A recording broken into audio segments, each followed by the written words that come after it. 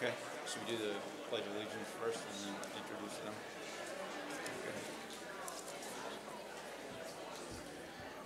Okay. The town meeting members will please take their seats.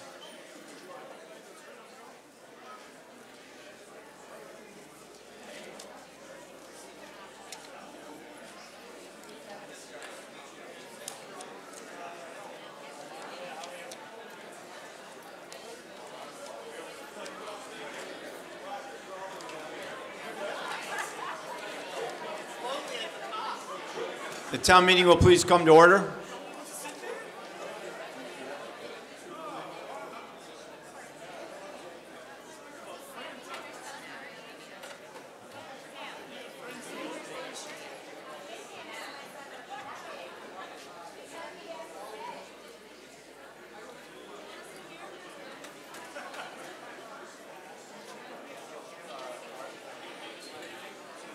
Hey, good, thanks. How are you, Chris?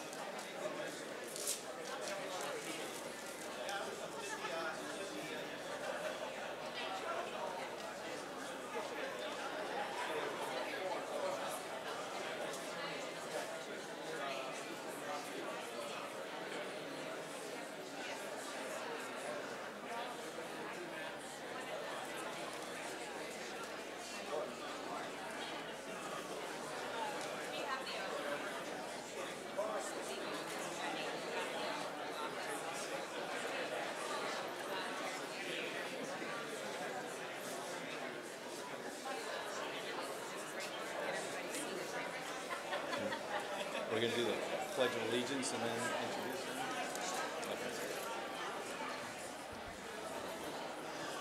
Okay, we're ready to get going here. The meeting will come to order. We have a full agenda this evening, and we have hopes of getting out of here by the end of the month. So we have a quorum. We will begin our meeting, as we always do, with the Pledge of Allegiance. Please join me in the pledge. I pledge allegiance to the flag of the United States of America and to the republic for which it stands, one nation, under God, indivisible, with liberty and justice for all. I am now pleased to introduce to you, under the direction of our choir director at the high school, Joel Buford, the Winchester High School Choir, which early on Thursday morning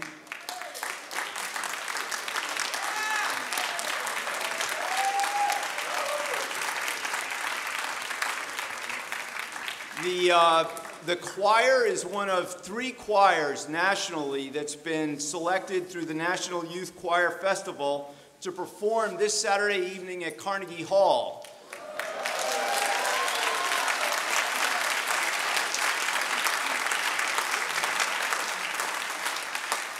They leave early Thursday morning at the crack of dawn, and they will be in Carnegie Hall, having followed the dictum of practice, practice, practice, and the great direction of Mr. Buford. Without further ado, and as they file on stage, the choir has agreed to, before their practice this evening, come and sing to us.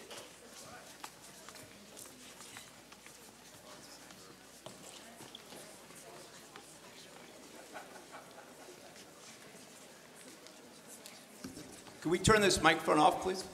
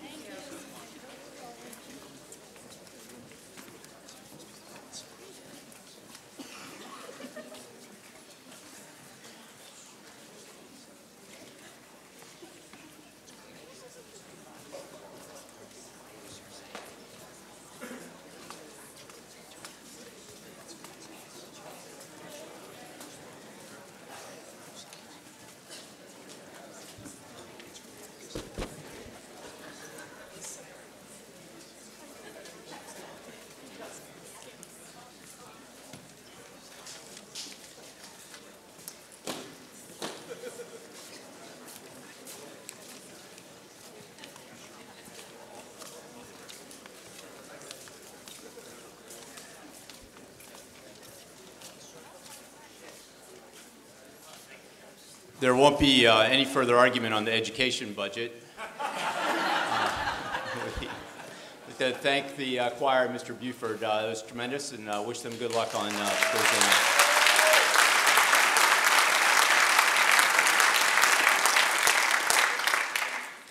A few more, before we begin, we have new town meeting members present, and we need to swear them in.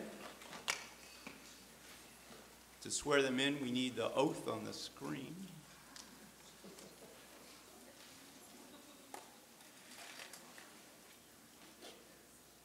So if you have recently been elected or re-elected to the town meeting, if you could please rise and repeat after me.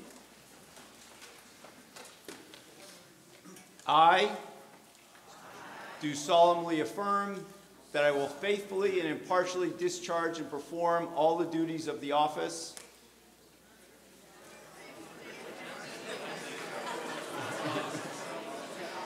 to which I have been elected in accordance with the laws of the Commonwealth of Massachusetts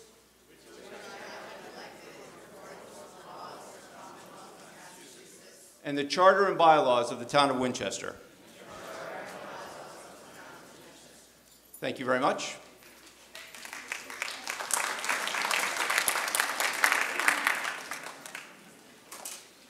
I'd like to congratulate the newly elected members of the town boards, Mr. Golubov, Ms. Welch, Ms. Von Maren, and Ms. Bergstrom at the school committee. And also like to express our appreciation to those who ran for those seats as well, Mr. Powers, Ms. Wren, and Mr. Schindelman.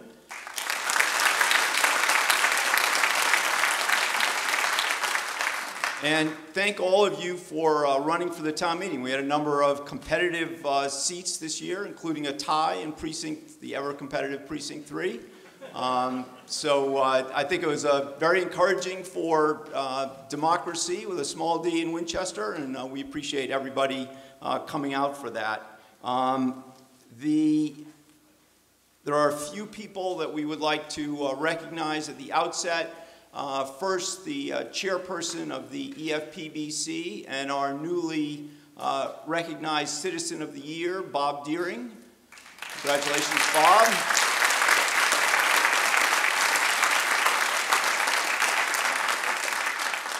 When you see Jay Gill's name come across the screen on the Chiron on ESPN, it's usually followed by the initials DPW. From now on, it will also be followed by the initials HOF, as Jay will be the newest inductee this Thursday into the Winchester Athletic Hall of Fame. Congratulations, Jay.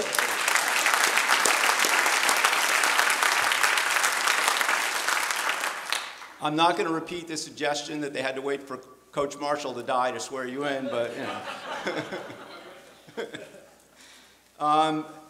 With respect to the newly elected members of the board, I would like to call your attention to the service of a number of people who are stepping down from board service this year. Charles Sekaris first served on the planning board in 1977 as a combative and cranky young guy who didn't think it would be a good idea to pave over this town of Winchester Center and make it into a pedestrian walkway. He had some other ideas, and he expressed them forcefully. He continued to express his ideas forcefully right up until the very last planning board meeting.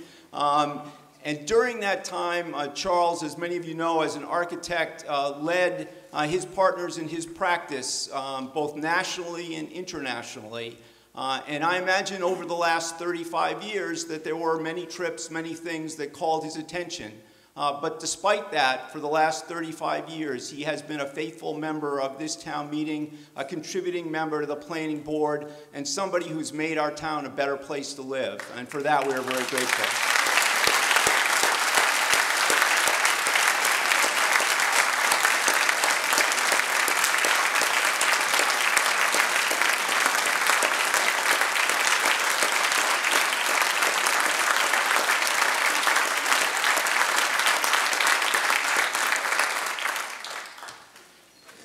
Similarly, Steve Powers, who steps down from the Board of Selectmen after serving his second term, has been a member of the town meeting for 32 years. He commenced his town service, as all great town meeting members do, on the school committee in 1984. And from 1984 onward, he has played a very material role in the town and town politics. Never shy to express his opinion, has forgotten more about electoral politics in the town of Winchester than many of us will ever know, and has always had one thing in mind, and that was the best interest of the people of Winchester and the people he has served. He has done so faithfully with all his efforts and has been a great advocate for the causes he believes in and mostly for the citizens and the children of Winchester. And we are very appreciative of Steve's service.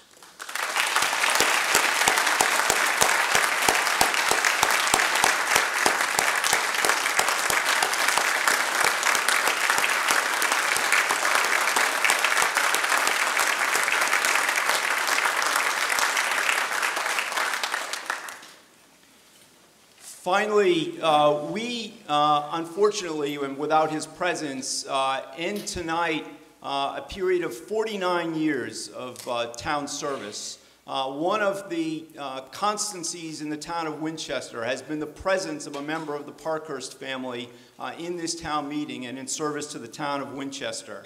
Steve Parkhurst began his service in 1968 on the Finance Committee, where he served from 1968 to 1970. He went on to the School Committee, where he served from 1970 to 1976. In addition to his service on the Finance Committee and the School Committee, he served on the Capital Planning Committee, the Committee on Names, the Committee on Rules, the Conservation Commission, the Housing Partnership Board, the 150th Celebration Committee, the Ad Hoc Advisory Committee, the Fair Housing Committee, the Mary Clef Academy Acquisition Study Committee, the North Suburban Planning Council, the Open Space and Recreation Committee, the Town Forest Committee, the Winning Farm Use Committee, and for the last 49 years as well, a member of this town meeting. Steve and Cecily are moving on to Brooksby Village in Peabody, where we will wish them well. But Steve has been a heroic member of the town meeting and someone who has given untold hours of service to the town. He has been a great mentor and an even better model for many of us who look to serve the town and do so in a way that best displays the characters and traits of the town and its residents. So I know that Steve is watching tonight, and I'd just like to express my appreciation and the appreciation of each of us for what he has given to the town.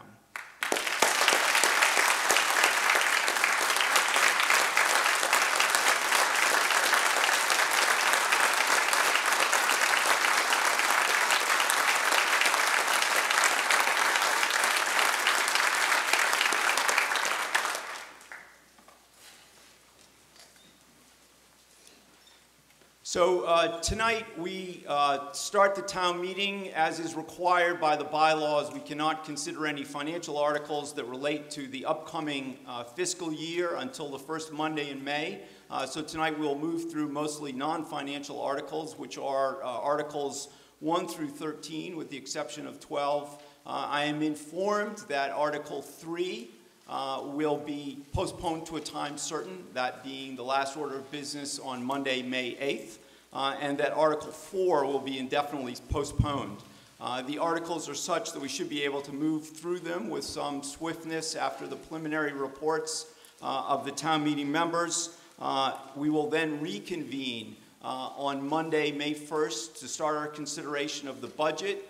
The budget materials are presented to you this evening on the table outside by the Finance Committee, and we will undertake and try to work our way through the yellow sheet and the bulk of Article 14 and the attendant other financial articles on Monday, May 1st. We will then take a break on Thursday of that week for the Sports Hall of Fame banquet, and we will return to this auditorium on Monday, May 8th, where we will commence our deliberations on that evening with the special town meeting and the consideration of the article to fund the field at Skilling's Field, and we will then, after that, move on to the remainder of the business before the meeting, and we will adjourn at the end of Monday, May 8th. So 3 Mondays, a lot of work in front of us, but no reason why we can't accomplish it with some attention to the debate and the rules before us. So that being the case, that brings us to the preliminary motions this evening. The preliminary motions are set forth in the purple materials, the article motion booklet in front of you. I will call your attention to, in contrast to the last 30 years or so, this evening we have new town council with us, Art Krieger and Jessica Wall from the firm of Anderson & Krieger, who have already provided great service to the town, and we look forward to working with them tonight. So when you have questions to town council tonight, Mr. Krieger will be the one to answer those. So Art, thank you for your presence here tonight. So the preliminary motions, it is moved and seconded that the following preliminary motions be voted as one, that Richard Howard, Town Manager, Stacy Ward, Town Controller, Arthur Krieger, Mina Manukas, or Jessica Wall, Town Council, and Mark Tugett, Assistant Town Manager, who are not town meeting members, be permitted to sit at the front of the auditorium with the Board of Selectmen during all sessions of this town meeting, that all members of the Finance Committee and their secretary, whether town meeting members or not, be permitted to sit together at the front of the auditorium during all sessions of this town meeting, that the town clerk or her designee or the assistant town clerk be permitted to occupy a desk on the platform during all sessions of this town meeting, that the moderator be authorized to permit members of various town boards, commissions, committees, department heads, and petitioners of special articles to sit at the front of the auditorium during consideration of appropriate articles. That unless it be otherwise ordered, all adjourned sessions of this town meeting shall be held on successive Thursday and Monday evenings at 7:30 p.m. in the Winchester High School auditorium until the work of this town meeting is completed. The cable television coverage shall be permitted at all sessions of this town meeting. The motions having been made and seconded, all those in favor? Aye. Any opposed? The motions pass. Thank you. This brings us to Article 1, which is the report of the town boards and committees. I have asked the leaders of the town boards and committees, with one exception, to keep their comments to 5 minutes this evening. And starting this evening, the chairperson of the Board of Selectmen, Jim Whitehead. Mr. Whitehead.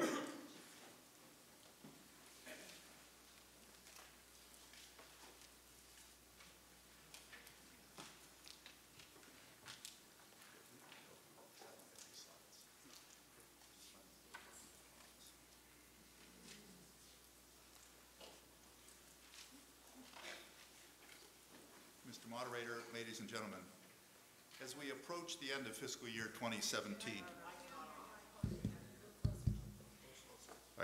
as we approach the end of fiscal 2017, I am pleased to report that thanks to the diligent efforts of our town manager, Richard Howard, our superintendent of schools, Judith Evans, their department heads, and their many unsung employees, our community is in excellent fiscal health and continues to hold its AAA bond rating. Richard will be providing more detail in his report and will further detail the proposed fiscal year 2018 budget that maintains town services at their current levels for another year. While this is good news, there are some trends that would challenge us in the future. The school budget has increased by 4% for the second year in a row. This is the result of increased enrollment and an increasingly diverse student body. However, similar increases are not sustainable in the future without the need for additional revenue from an operating budget override or cuts to services. School costs are rising because Winchester continues to be ranked as one of the best places to live due to our proximity to Boston, our excellent schools, and our strong sense of community. This helps maintain our property values, but it also attracts developers who see Winchester as an excellent place to make money by demolishing livable homes and creating McMansions. These larger homes attract larger families, driving up school costs without a commensurate increase in revenue. We are also the target of developers seeking to build large 40B developments because our inventory of affordable housing, currently around 2% of total housing units, is well below the state mandate of 10%. These large 40B developments threaten to place a huge burden on our infrastructure, our schools, and our services. The proposed Forest Ridge 40B project is on hold, but new proposals are underway. Fortunately, the developer of the latest proposal for a 350-unit development off Holton Street has indicated a willingness to work with the town and the neighborhood to ease some of those impacts. Winchester home prices are growing beyond what young, less affluent families and town employees can afford. We clearly need to grow our stock of affordable homes, but we also need to do so in a planned manner. A priority for the Board of Selectmen this coming year is the preparation of a housing production plan that will lay out a longer-term roadmap for achieving the state goal of 10%. Once approved by Mass Housing, demonstrated progress in implementing the plan will give us the ability to limit affordable housing development to those consistent with our plan. And a final note about the budget. Our town is currently negotiating all of our labor agreements. We anticipate that the new agreements will be affordable and within budget based upon negotiations to date, but stay tuned. There are many construction and flood control projects currently underway. The high school and Skilling's field projects are entering their final phases and should be substantially complete by fall. New traffic signals along Cambridge Street and at the intersection of Bacon and Church are in operation. And it's pretty obvious we're installing a new culvert under the Mount Vernon Street Bridge. And we are also developing engineering drawings for a new culvert under the Swanton Street Bridge and are working with our state representative and senators to secure funding for the construction of that project. Completion of these projects will leave us with one major project in the flood control program remaining, that being the enlargement of the culvert under the railroad tracks behind the Morocco School to mitigate the flooding in the Davidson Park area. Next Monday, we'll seek your approval to install temporary traffic lights at the intersection of Johnson and Ridge. Johnson and Ridge is one of the most accident-prone intersections in the town. The town is qualified for about $1.7 million for redesign of the intersection and installation of permanent traffic signals, but it will be several years before construction starts. The temporary lights will improve safety at that intersection until the larger project is completed. We're also working to improve traffic safety across town. Thanks to the excellent work by the engineering department and the DPW, Winchester was awarded $400,000 under the Commonwealth's Complete Streets program. That money has funded crosswalks, traffic calming measures, and other traffic safety projects. We're also eligible for another $400,000 in the coming round of funding, but must have shovel-ready projects to fund. You will be asked to approve monies for Complete Streets engineering and design work at our next meeting. Kudos are also due the Energy Management Committee for their work in obtaining grants for energy-saving projects that have saved the town millions of dollars in energy costs to date. This year, the town has applied for a grant of $250,000 for energy-saving projects at the Lincoln and Parkhurst schools and at the Public Safety Building. If funded, these projects will save the town around $100,000 a year. Funding will also fund an electric vehicle charging station at the high school. We're making progress removing lead from the water system and have secured an interest-free loan and grant from MWRA to accelerate this program. Letters have been sent out to all 243 homeowners that were known to have or were suspected of having lead service lines into their homes, encouraging them to take advantage of a $1,500 grant towards the cost of removing and replacing them. Responses were received from 73 homeowners, and their homes were inspected. The good news is that 49 homes suspected of having lead turned out not to have it at all. However, 24 homes were identified as having lead or galvanized service lines, and of those homeowners, 15 have signed with the town to accept the $1,500 grant, and we expect to replace their service lines this year. We're also making progress removing lead connectors or goosenecks from our water lines. The water department removed 52 goosenecks in 2016, and they plan to remove an additional 50 goosenecks this year, or more if any money remains after addressing the lead service and lines. We expect to have addressed all goosenecks over the next 2 to 3 years. Recently approved rezoning of the Central Business District is beginning to bear fruit with several mixed-use housing and retail projects in the planning stages for the Central Business District. The board continues to work on a request for proposals for the development of the town parking lot to the west of the train station. We're working with a consultant to identify options for replacing the parking that would be displaced, and we continue to work with the MBTA's train station architect on plans for the reconstruction of the station to ensure that design of the ramps and elevators integrate with any potential development. Let me also update you on the two Eversource transmission line projects. The Energy Facility Siting Board has approved the 115 kV line from Everett to Horn Pond substation in Woburn. We expect that work will begin later this year, and that work will impact traffic on Main, Bacon, Fletcher, Wildwood, Woodside, and Pond Streets as construction progresses. The town is negotiating a host community agreement with Eversource, and we are requesting a number of mitigation measures, including work to improve public access to Big and Little Winter ponds. The EFSB hearings on the 345 kV line have been completed. We believe that we made a strong case for the EFSB to use the Green Street route through Woburn instead of the Cross and Washington Street through Winchester. The Green Street route we demonstrated as less expensive with fewer impacts to Winchester and Woburn neighborhoods. We expect the EFSB's decision sometime in the May-June timeframe. Let me assure you that if EFSB decides to route the line through Winchester, we will appeal to the Superior Court. The recent town election added a new member to the board, and I want to congratulate Mariano. And we look forward to working with him. Mariano's victory means that Steve Powers is no longer on the board, but I do want to recognize him and thank him for his many years of service on the board and in other town roles. In closing, the town is facing and will continue to face pressures on its budgets, but the town is in good shape and well managed. It continues to be an open and welcoming community that benefits greatly from the time and effort volunteered by its many town and civic groups, and we thank them all for their efforts. Mr. Moderator, that concludes my report. Thank you. Thank you, Mr. Whitehead.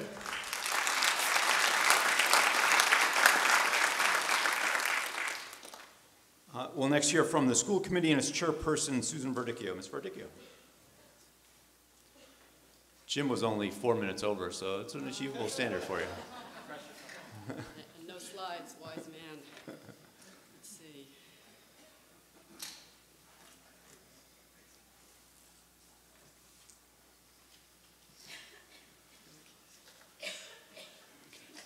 That'll go forward and then backwards. That's a lady's indicator. Which is forward? Forward, backwards. Like so.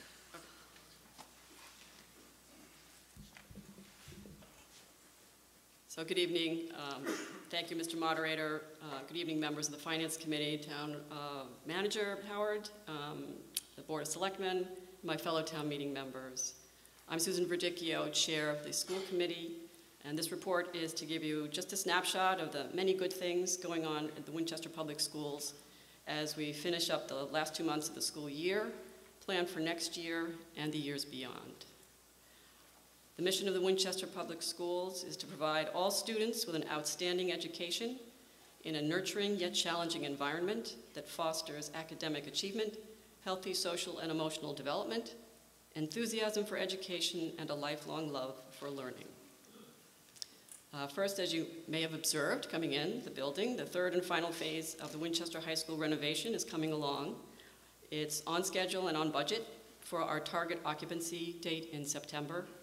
A lot of work is still to be done over the summer, removing the portable classrooms on the site and installing all the landscaping.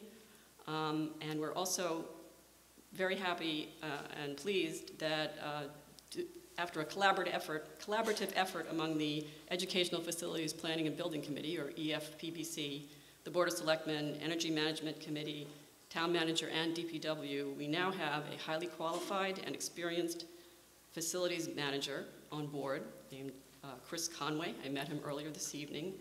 He's on the job here in the high school as the last phase is finishing up, and that's when all of the highly efficient building systems are going to be tested and commissioned. So having him on board will help us be sure that our green building is properly maintained and operates at peak efficiency. We're still at work on updating our overall long-term facilities master plan. Chris Nixon will be along in a couple of minutes to give you more details, but I just wanted to say that after going back to take another look at enrollment projections because of the highly likely high-density residential projects coming to town under the 40B law.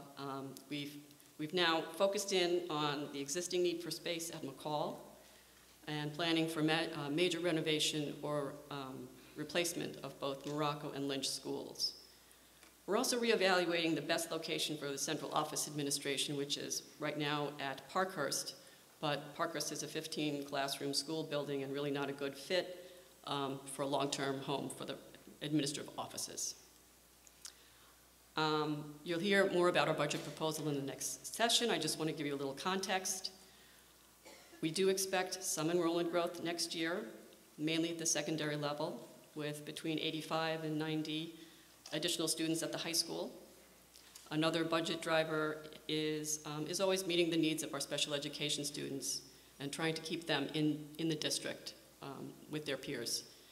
And so to do that, we are going to continue with our specialized learning centers in the various elementary schools and also adapting our co-teaching model in all the grades.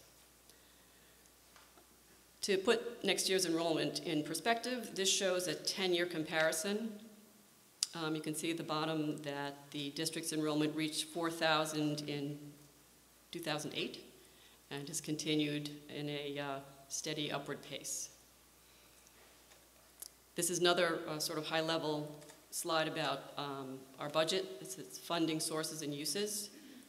On the left, the largest source of funding is, again, no surprise, our town appropriation, followed by state aid. But I also want to highlight the area that's yellow. That is made up of a combination of user fees, which are fees that parents pay for transportation, for extracurricular sports, I think also instrumental music lessons, and donations from fundraising, from private sources, from Winchester Foundation for Educational Excellence, Murphy Foundation. Just wanted to highlight that private funding does support a substantial part of our operational needs every year.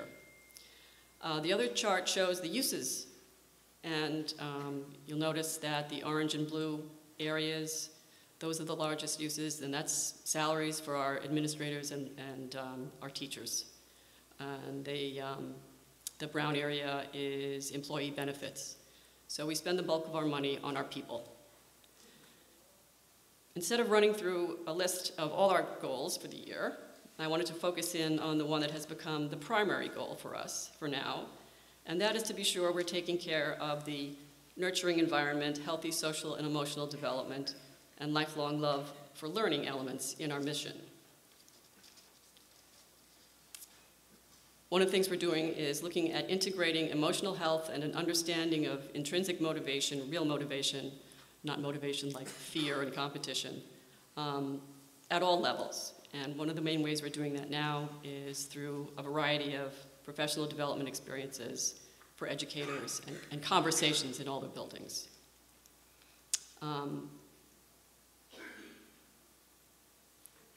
Through a number of committees that are meeting at the different grade levels, elementary, middle, and high school, the staff themselves are looking at changes that would support emotional and emotional wellness.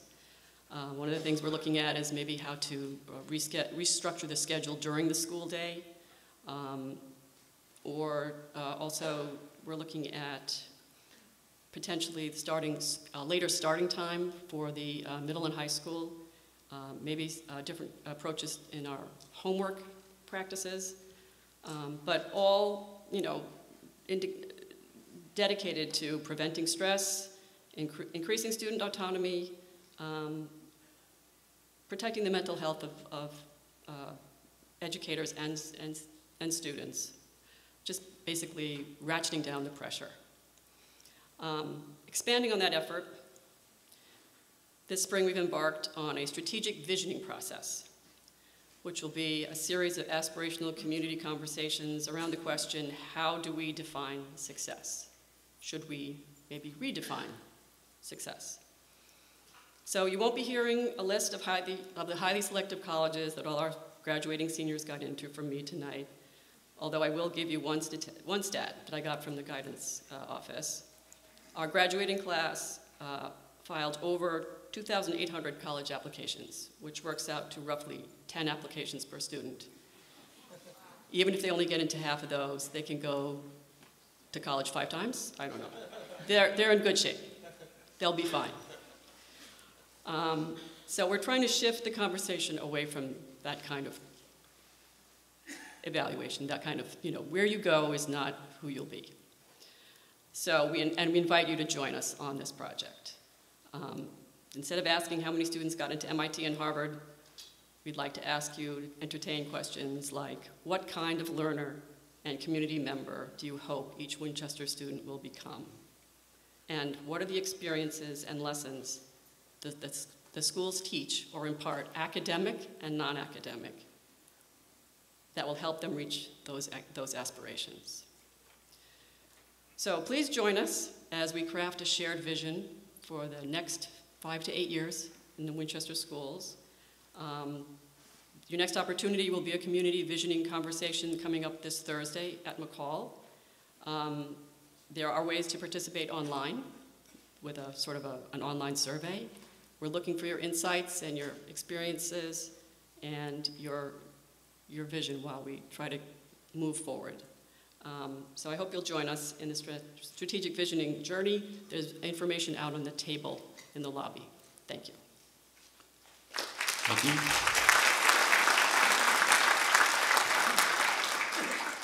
We'll now hear from Chris Nixon from the school committee, who will present the school committee master plan update. This is a matter of some import, detail, and complexity, and Mr. Nixon has requested, and I have afforded him 10 minutes to make this presentation.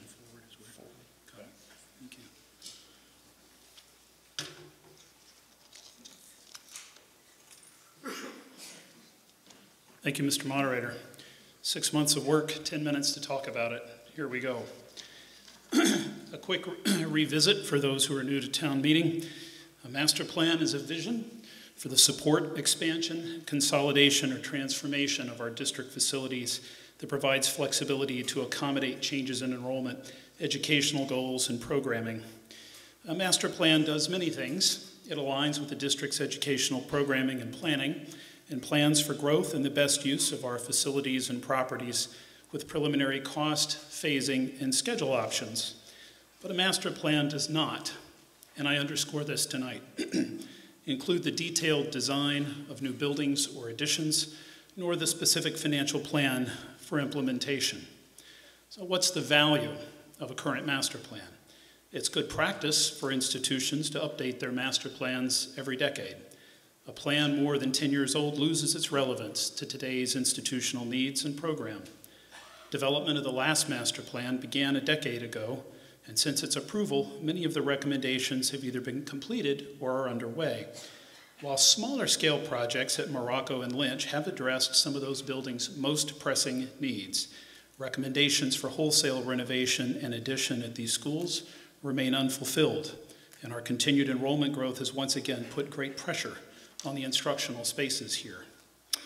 So last year, we set forth an aggressive schedule, and although the school committee has not yet voted on a new master plan, we have made some key decisions involving McCall Middle School, Morocco, Lynch, Vincent Owen, as well as Central Office, the Parkhurst School, and even the Carriage House. I'm pleased to share these developments with you all tonight. We also welcome your attendance and feedback later next month when we present this work in more detail at another community meeting here at Winchester High School. Stay tuned on the date. Those of you present for fall town meeting or our subsequent community session will be familiar with the work that we faced at that time. After ruling out several major operational changes, including 6th grade academies and K-5 combination schools of nearly 1,100 students, the master plan working group was, by January, into the process of refining the details and costs of the remaining options. That is, until a key question resurfaced for the second time in a year. With our early concern in the fall over the potential for a large-scale 40B project off of Forest Circle in the Morocco district diminished by understandings that the project was facing significant hurdles In the regulatory and approval process, we collectively breathed a sigh of relief until word came in January of another potential large-scale 40B on the Morocco Lynch line off of Holton Street, a project which has recently garnered some press and which you may now be well aware of. The working group agreed to pause and reevaluate our enrollment projection methodology to ensure that we were proactively capturing the full potential of land development across our town, and with it, students. Looking beyond our 3- and 5-year census data or known permitted projects, what other data points could inform this important process? With the meaningful insight and help of the town manager, town planner, town engineer, and the chair and vice chair of our Board of Selectmen, our working group and Flansburgh architects identified a number of land development projects which we feel are likely to be completed in the 5- and 10-year term ahead. Each of these development opportunities had to pass a series of questions to be counted in the process. I've summarized these for you in the map above. A 40B project off of Holton Street I mentioned. We assume at least 300 units. We have the already permitted project off of Cambridge Street at 96 units. There is consensus that in the next 20 years, Winchester can see up to 200 units of development from the center north along Main Street. And for the purposes of our master plan, that's 50 units by year 5 and another 50 by year 10. The dots up and to the right represent the Forest Ridge parcel, which, although perhaps not to be developed as a 40B, surely will be developed as a subdivision or some residential use in the future. And the Kraft Foods plant, where they made Jell-O, is being shut down. I actually thought it was conservation land until this process informed me it's actually available for residential use. A developer can build 12 single-family homes as a matter of right along North Forest Street, 4 to 5 bedrooms each, and those kids, of course, hit the Morocco district. We go forward another 5 years. We see a small 40B project at the Waterfield site, continued growth from the center north along Main Street, a smaller project at Highland. And so what really does it mean? Well, since 2012 redistricting, we've seen an increase of nearly 200 K-12 students here in Winchester, 74 of them at the elementary level. A more substantial wave is coming. I don't expect you to be able to read the fine print, but we'll share it with you at our community meeting next month. The bottom line is, by year 5, we expect an additional 240 K-5 students in Winchester and 147 at McCall Middle School. By year 10, an additional nearly 60 students at the elementary level and nearly 30 at McCall. So, what's the bottom line? Apologize, my slide is messed up here. We've got a shortage of 4 classrooms today at the elementary level. So by year 5, we need an additional 12. That's 16 is our target for year 5. By year 10, 19 classrooms for elementary students. And what about McCall? Well, we're already hard at work on phase 1, thanks to your support in the fall, a 3-classroom project at the lower level of the gym. So we seek to recapture an additional 5 with an expansion in phase 2. Thanks to your support, we're well underway. We've hired a firm, and we are into schematic design for phase 1 at McCall, recapturing that lower level space for 3 classrooms you see on the left, installing an elevator to make this space fully accessible. And for those who grew up in town and went to McCall, we are repurposing the 1970s typing classroom, or the 1980s art room, or the 1990s storage room as a specialist workspace. And our goal is to keep this cost at or below $1 million. We move quickly then to phase 2, where we need to pick up the additional classrooms. We see the need for a 3-story addition off the back of the library wing to pick up 4 classrooms, relocate some specialist workspace on the 3rd floor, and capture that 5th classroom off the main corridor.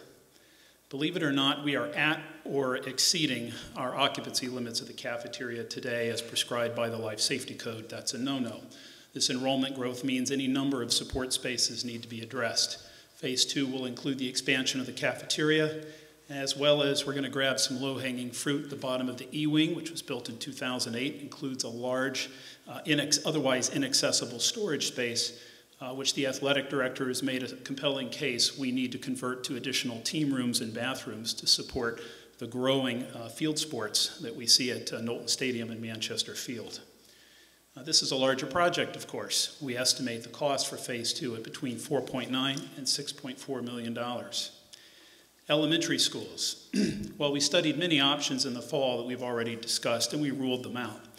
What we did come to was an understanding that this community really appreciates our 5 neighborhood elementary schools, and we believe that even with the enrollment growth we see moving forward, we can sustain that model, at least for the term of this master plan.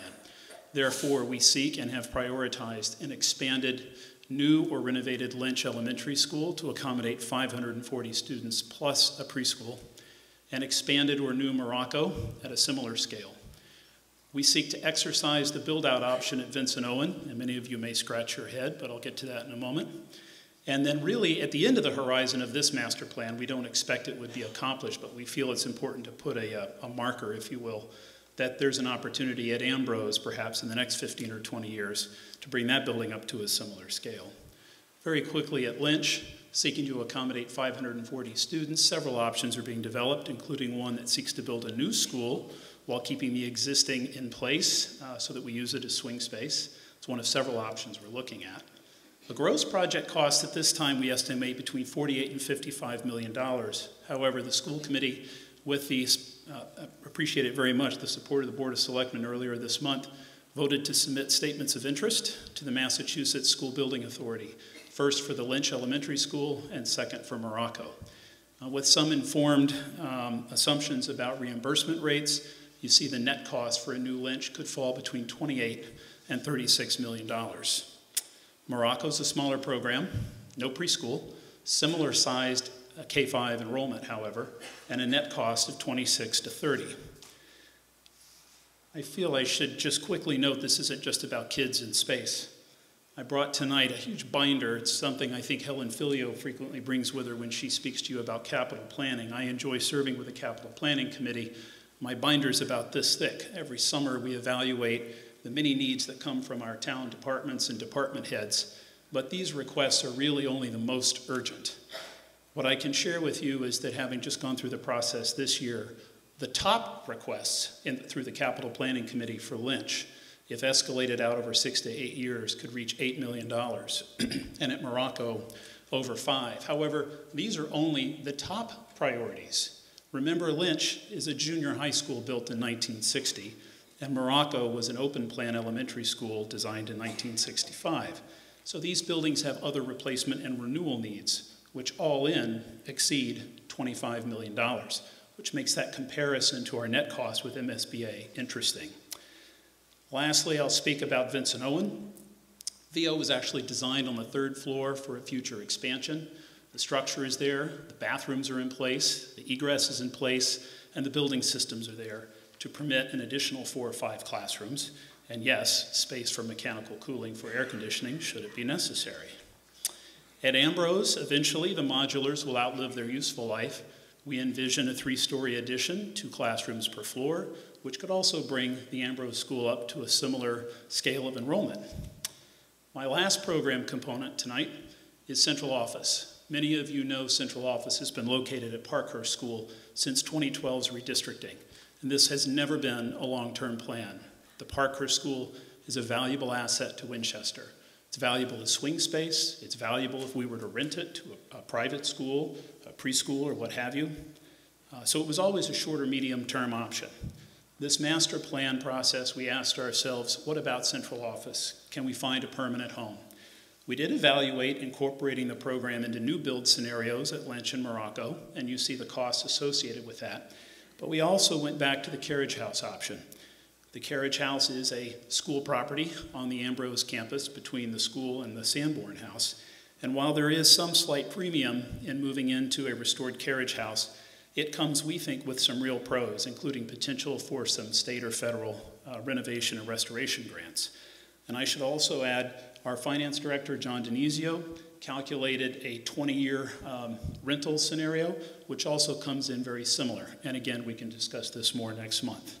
So I'm pleased to share, after, frankly, 5 or 6 years of discussion with many of you here at town meeting, a unanimous consent on the part of the school committee to identify a renovated and restored carriage house as the next home of central office. I'd like to thank, and boy, this got jumbled up, Mr. Moderator, in the translation, but I would like to thank our working group for all of their time and their thoughtfulness that they've contributed in the process. Don't go away. I think we have one more meeting left. And lastly, I want to close with the same message I did in the fall. I want to thank all of you at town meeting for your support of this master plan update. Our schools are a significant part of our architectural and cultural fabric. They are multi-generational investments where great work happens every day. A current, clear, and effective master plan helps us to be good stewards of facilities, whether handed down to us or ones we build ourselves. And it helps us continue to make smart capital project decisions in the years to come, both in new construction and in renovations. So, Mr. Moderator, I'm sure we'll work hard to broadcast this once we pin down the date, but we are looking to the second or third week of May. I would invite everyone to join us right here in the auditorium at Winchester High School for another community meeting where we can discuss this in more detail and welcome your feedback. Thank you, Mr. Nixon.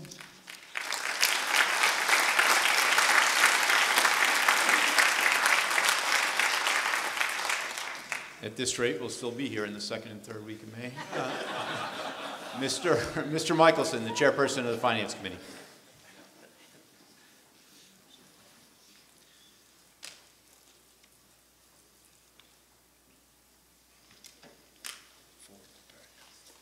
Thank you, Mr. Moderator. I will do my best to be short since most of my content is coming next Monday. First off, we just wanted to do a quick framework of what the Finance Committee has been up to and what our agenda is and a couple challenges. Some of it was mentioned already.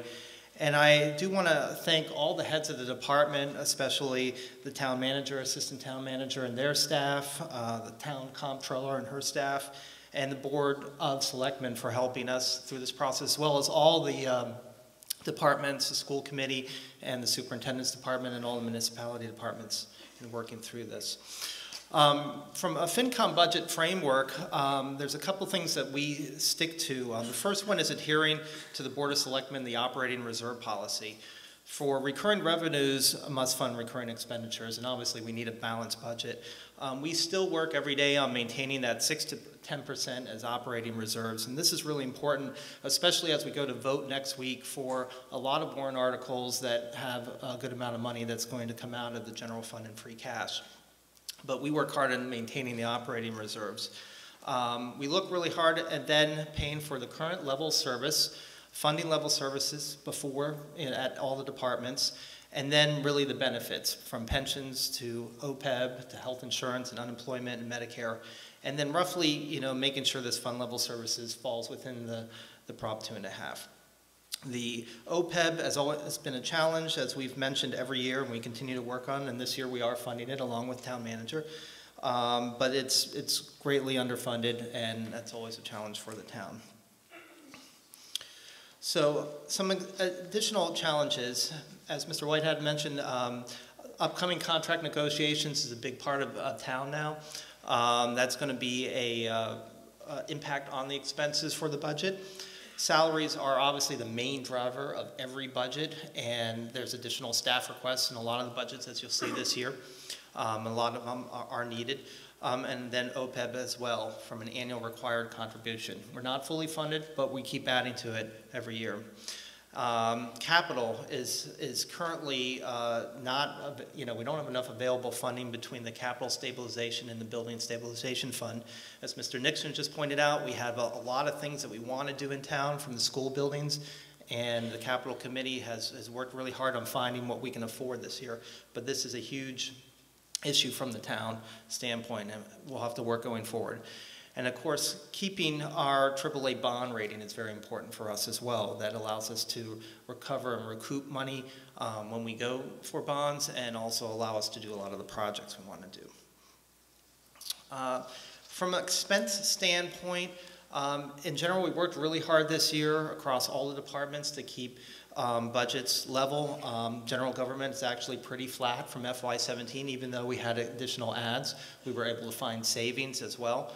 And this is, of course, all before the unallocated wage reserves and before the contracts.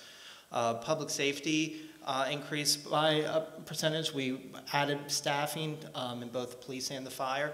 to help with both 911 dispatch, firefighters and EMTs, so to lower the risk of the town. DPW mentioned has increases from the staffing for the new buildings and to really help support all the existing systems that we're putting in place, not just in the high school and VO, but all the new buildings that we're planning to build as well. The education budget, we worked really hard with the school committee and the superintendent and her team to keep the education in check, but there's a lot of needs. Enrollment has been up, as we'll discuss, and as well as special education requirements and transportation. So we came in and agreed on the requested increase. Health insurance is always a big risk. The average health insurance for municipalities in the state is somewhere between 8 and 10%. So with our contractors and with the Board of Selectmen and the work, we were able to keep that in check around 4.6%, which definitely helps a lot. And then energy is another issue that we deal with constantly. We had a cold winter. We have new buildings, a much bigger high school, actually, even though we have efficient systems, brings bigger energy bills, and also fuel costs have been increasing a bit. So we're expecting that to be around 2.3%. Long-term challenges, it's not really a surprise. We need additional staffing to support the many different programs we have here. As the town grows and as the population and needs grows, we're going to need additional staff, and of course staffing is the biggest part of the budget. Capital, as I mentioned, is the huge request, and we'll have to work toward figuring out how do we fund the capital stabilization and the building stabilization funds and all the capital needs that we have, because we definitely have infrastructure that needs that. I mentioned OPEB.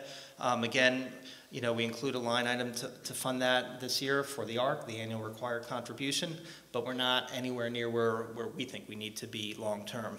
And that's what we're kind of talking about down the road. And then really the contractual obligations, where we talked a little bit about the 40B development projects and other things that there's going to be a pressure on, between the contract obligations and the new buildings that are coming in and the new requirements. So just parting thoughts, there's a lot of priorities in town.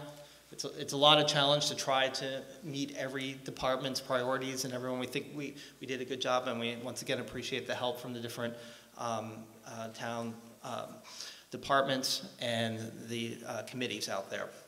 And as we talk next week, we'll really focus on where we're at from expenses and debts and the liabilities. Thank you, Mr. Thank you, Mr. Mikeson.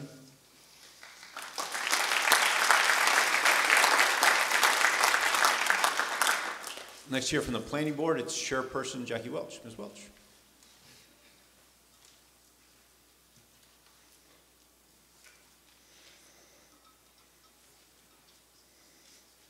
Which one? Number 6. 1. Forward, backwards. Okay, thank you. Thank you. Okay. Good evening, town meeting, town moderator, Board of Selectmen, all the other committees and boards. My name is Jackie Welch. I'm the new chair of the Planning Board. First, I'd like to recognize Betsy Krager for her many years of service as chair of the Planning Board. She's also served the town in many other roles, and we just wanted to praise her for all of her dedication. And as the town moderator was also noting, we are very appreciative of all the great service of Charles Sekaris for his many years on the Planning Board and in other roles in the town, including EFP and PBC. See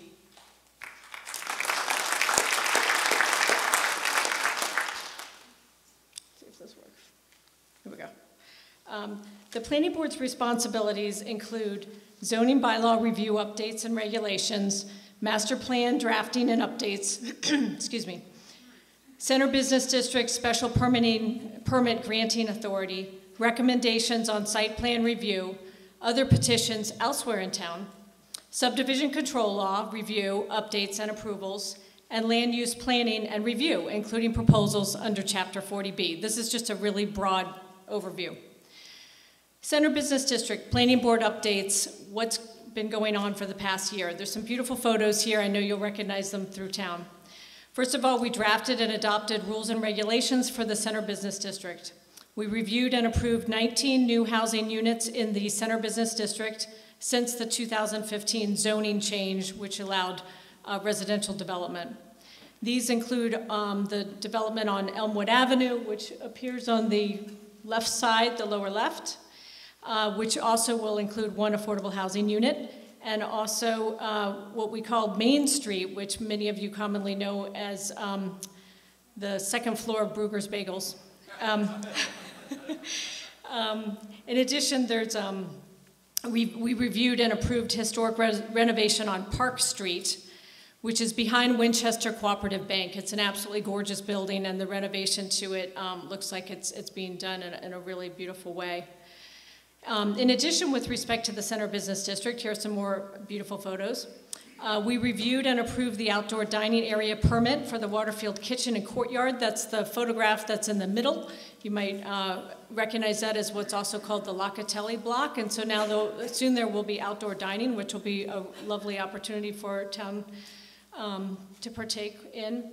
In addition, as has been noted by the Board of Selectmen and Chairman Mr. Whitehead, MBTA is at 30% design, working towards 60% on a renovation of Winchester train station.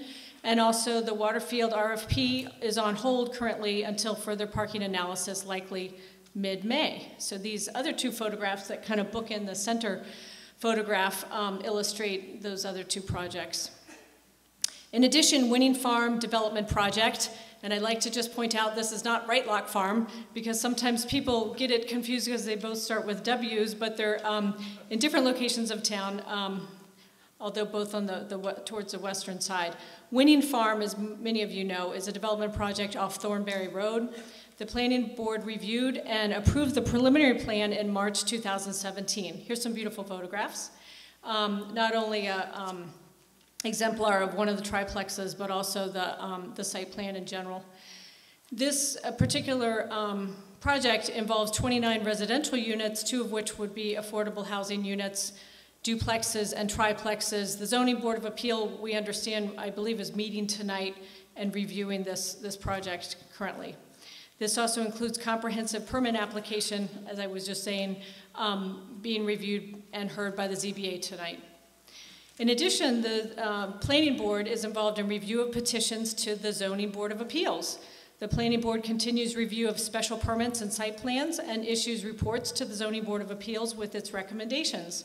Most of these petitions involve setback encroachment issues for proposed additions or non-conforming structures. This is just an exemplar, just as an example. In addition, the Planning Board is involved in the subdivision control law review. We have reviewed petitions for 8 new lots created as by right actions, otherwise known as approval not required. Also, we have continued preliminary discussions with developers seeking to create new subdivisions with new roads. And we've also reviewed 1 subdivision petition with a new road. In addition, there's been a lot of discussion with other boards with respect to 40B, affordable housing review of projects. I'll just go through this quickly. There is, as Chairman Whitehead was saying, there will be a housing production plan that's it's some initial stages, but it's definitely going to be very important for the town.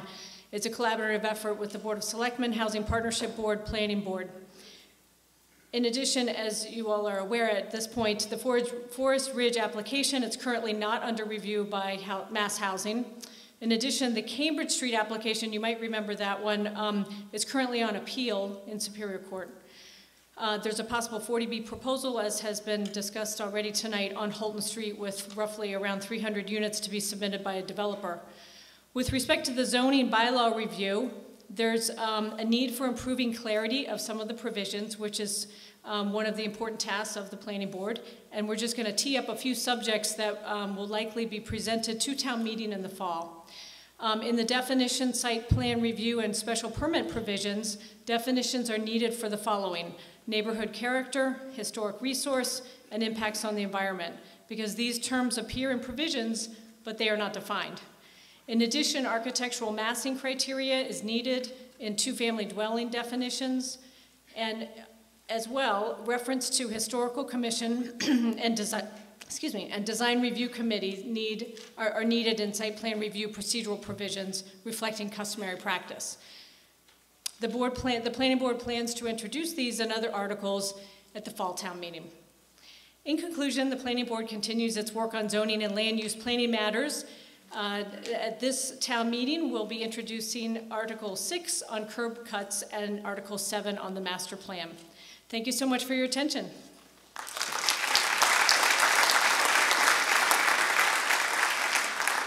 Thank you, Ms. Welch. We'll now hear from Dr. Shannon Bottari from the Board of Health. Dr. Bottari.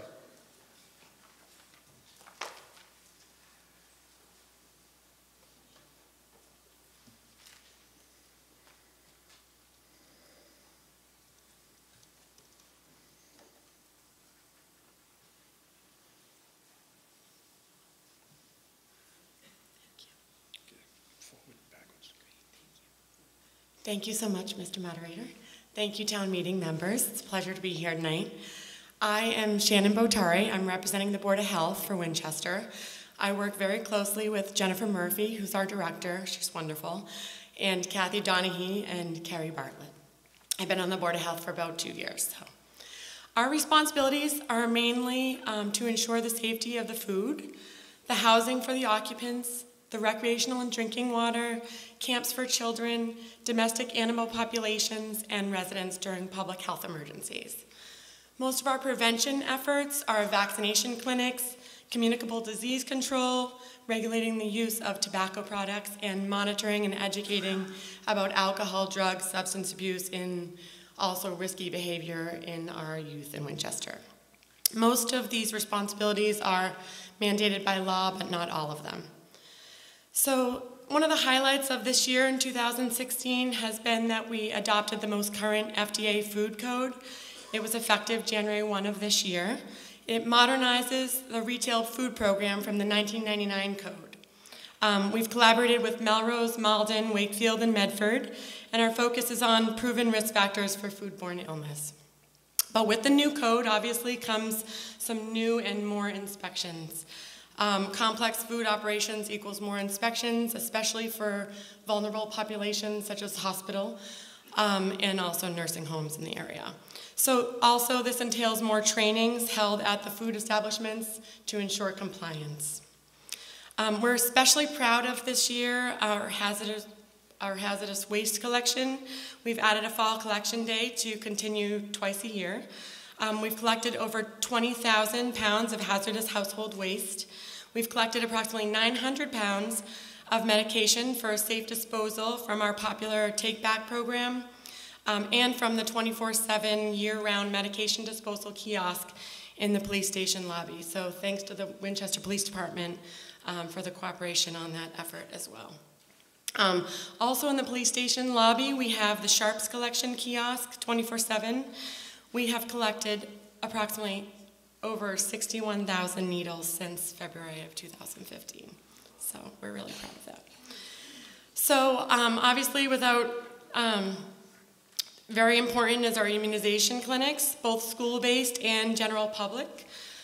In the school, it's our 8th annual school clinic. This year, all electronic, 100%, which eliminated the cumbersome moms and dads bringing the paperwork down to town hall. 100% was electronic registration this year, which was very helpful. We had a strong collaboration with all 7 school nurses and the staff at the schools. Almost 1,400 shots were given at the school, including booster doses. We did not have the nasal spray flu mist this year. It was not available nationwide. So, the general public, we had almost 1,400 flu vaccines, administered 500 doses of high-dose flu vaccine to 65 and older population. Both pneumonia shots, that's the Prevnar and the Pneumovax, have been administered to the 65 and older population as well. And we encourage, if there's anybody out there that has not had their pneumonia vaccine who is 65 and older, not going to look at anybody specifically, but please call the health department and we'd love to immunize you. We're very, very proud of our collaboration with the Winchester Coalition for a Safer Community, which is a program basically run by no other than our own Dot Butler with Krista Russo and Maura Sullivan. It's a program mostly aimed at the awareness, raising awareness, and bringing prevention to the center for risky behaviors in the young people of Winchester, specifically substance abuse, alcohol abuse, drug abuse, marijuana coming down the pike legally, who knows. So some of the following prevention programs they've been heading up this year. The Community Forum was the presentation of the 2015 YRBS data, and they discussed local recreational retail marijuana implications there. They also brought a little bit of awareness to the high school families regarding depression, which is a little bit new. There was a quote-unquote Speak About It program for Winchester high school girls, which involved raising awareness about risky relationships, dangerous relationships that they didn't feel comfortable in. So that was a big hit as well. I don't know if any of you guys know about the 01890 app. You can download it on your smartphone or iPhone. It's phenomenal, and these two students that started it were brilliant. They showed up at the Winchester Coalition for a Safer Community and presented it to us thoroughly. It had all sorts of information about our community at the touch of a button. And the biggest hit of it was actually a small part of the app where you could drop an anonymous hint, an anonymous tip regarding any unsafe or risky or dangerous behavior that possibly needed police involvement. So that was really helpful to the community too. And that was very well received by the police department. This hidden in plain sight, just a quick, another example of the Winchester Coalition for a Safer Community. It was a mock teen bedroom that basically showed ways in which a teen could hide paraphernalia in their bedroom. So that was pretty eye-opening for a lot of us, including me as an ER doctor. Okay, so reminder, this week, Collection Day Saturday, April 29th from 9 a.m. to 1 p.m. 2 locations, hazardous waste at the DPW yard, and medicines and prescription drugs and sharps at the parking lot next to the Sons of Italy parking lot at the entrance to the transfer station. So you know where to reach us. We're downtown and website's right there. And please, if you get a chance, check out the Coalition website as well, WinchesterCoalitionSaferCommunity.com. Thank you so much. Thank you.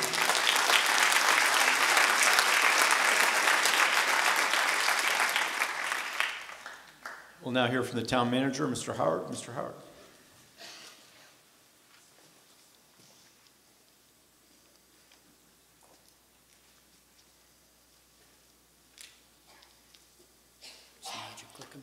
Yes, sir. Forward, backwards. Thank you. Thank you, Mr. Moderator. Good evening, town meeting members. And if you would you give a shout out to Matt Griffin, who does all of everybody's part. Thank you, Matt. Even has me working one of these things, which I've been kind of allergic to for many years. So hopefully many of the topics you will see will look familiar. The format should look familiar as well. We try to just summarize as best we can the highlights of what you will have in front of you at this spring town meeting. Financial matters are a big part of everything that you take under consideration during this session, so we focus on some of that information right up front. We take care of whatever shortfalls we have in fiscal year 2017. That's contained in Article 8 that you'll see in front of you next week. And also the Finance Committee has also taken care of some shortfalls that occurred during the course of the year with some of the transfers that they do for departments. And they're summarizing their request in Article 10 to be kind of reimbursed for those things so that we have enough money in their reserve fund between now and the end of the year to take care of any other unanticipated cost. 2018 is a balanced budget, as you have heard from Roger and other speakers. That's contained in Article 14. It does have some variables that have to be addressed between now and the time that the July 1st date starts. We still have some labor costs that are not known exactly right now, although the good news is that we are coming to closure on a couple of our major municipal labor groups, and by the time we get to the personnel article in May 1st, we may have some good information to report, although we may not be able to bring those features in front of you because of the tightness of the time frame. We might have to be able to address them in November. Other items for your, it's too far ahead. Healthcare costs, as Roger reported, have grown. They've accelerated slightly over past years. we may have to continue to take a close look at our healthcare plan, and there may be the need for some potential adjustments that are necessary for the plan design in order to keep those costs in containment. There are several minor initiatives within these departments. You've heard that there are some personnel being added within the public safety departments. DPW is adding a new person to take care of facilities. Council on Aging has some minor program upgrades. Several personnel adjustments that will come forward in the Personnel Board's report to you in Article 36. There are recommendations based upon outside studies for upgrades of certain positions in our mid-managerial level. Cost of living recommendations to start the beginning of the year. Some according to the contracts that we're talking about. Others for non-union personnel. We're proposing a start of the year 2% increase that may be adjusted or modified come the middle of the fiscal year, which would be the subject of some potential activity in November. Energy costs have leveled off somewhat. So if you recall, we did have some energy costs, especially in this building, that drove us to have to fund some shortfalls, but we're expecting that energy costs will be in line in 17, and we can project a little bit better in 18 as the high school comes online in full for the school year of 17-18. We'll have a new building and a new base in which to measure that activity. Other financial matters of note, the Wright Lock Farm final payment has come in, so we've negotiated that final payment with the trust, the entity which the town sold the property to back last 2 years ago. So their final $400,000 payment has come in, and that'll pay off the short-term borrowing that we have in place. The Winning Farm development has several mitigation payments that will come forward, assuming that that project, as you heard from Jackie, moves forward to conclusion in the early spring here, or early part of the summer. Eversource, we continue to kind of battle, deal with those transmission line projects that are projected for the town. The 115 line is something that we know will probably happen. The 345 line, as Jim has reported, is something we continue to debate and fight and contend with up at the siting board. There are various planning initiatives, housing production plans, planning master plan, fields master plan, needs assessment plan. The good news is there's a lot of planning going on. You're paying for it, but there's a lot of planning going on, and one of our jobs is to make sure that all of those groups kind of cross-reference their planning. The great report that was given by Chris on the school's master plan is a centerpiece of all of that activity. Various grant opportunities that we try to track down that will help the bottom line. But green communities, complete streets, safe routes to schools, ADA possibilities, historic commission, grants, council on aging, average owner beautification, and bridge infrastructure are all outside funds that we try to make the best opportunity of. There's probably a couple of $1 million of activity right on those bullet point summaries alone. In my closing remarks, I will touch upon a couple of things, again, that you've already heard, but hearing them again should give you some sense of their importance. In the town center, housing initiatives, commuter rail upgrade, parking changes, zip cars, charging stations. The bikeway project is getting started next month. That comes through the center of town. And streetscape improvements that hopefully go along with the commuter rail upgrade. Town-wide housing concerns, affordable housing planning, and our approach to the commitment, the town's commitment under Chapter 40B. Overall housing trends are all things that are being looked at and measured. The school's master plan moves forward, as Chris reported. The operational budget will need resources. The last handful of fiscal years, especially the last 6 that I've been here, our goal has always been to have our expenses match up with what we project our revenues to be. As many speakers have reported to you, it gets harder and harder to do that, and there may be the need for an operational override at some time in the not too distant future in order to have those things continue to match up, revenues and wished-for expenses. Capital projects, we have the usual complement of stabilization fund project, the synthetic field at Skilling's, which we implore you and hope that you will vote the bonding for in the special town meeting, lead pipe replacement program, flood mitigation program, complete streets, Eversource, many, many more that all of your departments do a great job at managing and pushing forward in order to increase the quality of life throughout the community. As usual, I want to thank the Finance Committee for their professional approach to putting together a very workable FY 2018 budget. They do a very respectful job at hearing from your department heads and making sure that all that departmental activity is justifiable and returns good results for town services throughout the complement of the departments that we oversee. Thank you, Mr. Moderator. That concludes my report. Thanks, Charlie.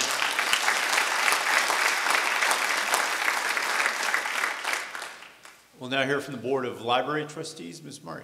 Ms. Murray.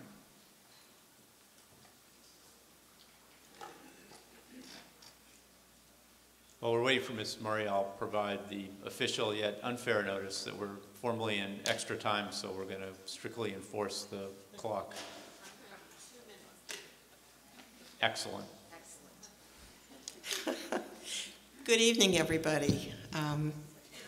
Board of Selectmen, Town Manager, Finance Committee, and all of Town Meeting. My name is Jane Murray. I'm the newly elected chairman of the Winchester Public Library Board of Trustees. I do not have any slides, so I'm not going to read to you what you can read yourself. I'm just going to tell you about a couple of things that are going on at the library. We're very lucky in that we sort of stay below the radar of so many things that are going on in this town. We just plug along and do our own thing, and it's a wonderful place to be, to work at, and to come to. So look forward to seeing all of you. In this past year, we have acquired a new assistant director. Barbara Ewan was there for 25 years. Our new assistant is a younger woman who's very technologically savvy, so we are moving into the 21st century. We have 2 new user-friendly book drops, you might have noticed. We did phase 2 of our landscaping, and phase 3 is going to start soon, and then we're just going to look lovely all over. We have Chromebooks, Rokus, hotspots, charging cords, and iPads in the children's library. This is the 25th year that Rush Out and Read, the ROAR program that is partially funded by the Winchester Cooperative Bank, 25th year that is going to be happening this summer. So what I really want to say is we have much to be proud of. We have much to look forward to. And mostly, I just want to say a very big thank you to everybody for your continued support. And we hope to see you at the library. Thank you very much.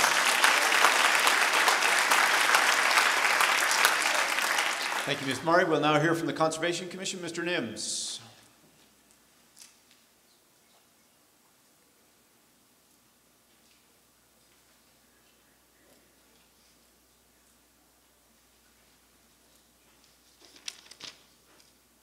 Mr. Moderator, Selectmen, Mary Ann, FinCom, and town meeting members. My name is Zeke Nims. I'm the newly minted chair of the Conservation Commission. I've been in town for about 6 years and on the commission for about 3 years up near Davidson Park. As already been mentioned, I'm filling some pretty big shoes. Steve Parkhurst is a long-time member, and he has great historical perspective, so he'll be sorely missed. So I'm up here to provide a summary of what we've done in the last year or so, but first I'd really like to lay out a pretty basic floor plan for what the Conservation Commission does. We're primarily responsible by town meeting to promote open space, and that is very commonly overlooked. We also are charged by the Commonwealth to protect wetlands per the Clean Water Act and the Wetlands Act. And that duty reflects a desire and maybe even a right to have clean water. People like that. People like drinking cold, clean water. And we do that by protecting wetlands because that allows for the recharging of aquifers and allows a buffer capacity to diminish, buffer capacity that diminishes flooding events that have been happening more often lately. So folks in Winchester usually have to come to our commission if their property is within 100 feet of one of these predetermined wetlands. And so our goal is to really ensure that these new projects don't have any negative effect on the wetlands. And also it doesn't decrease the flood storage capacity. And that decreases flooding, which is important for the town. For those of you who don't know, this town does occasionally flood. But it's a team effort, it's not just us. And I'd like to thank a few people that we usually don't thank regularly. The assessor's office, who identifies abutters so that we can notify them that projects are occurring. The engineering department, who does a lot of the math checks of the flood calculations. We really appreciate that effort. Also the town of Winchester, who provides us a full-time agent in Elaine Freeland. She's a really friendly face that is the front of our commission and has been here for over 20 years, and I really appreciate her anchoring.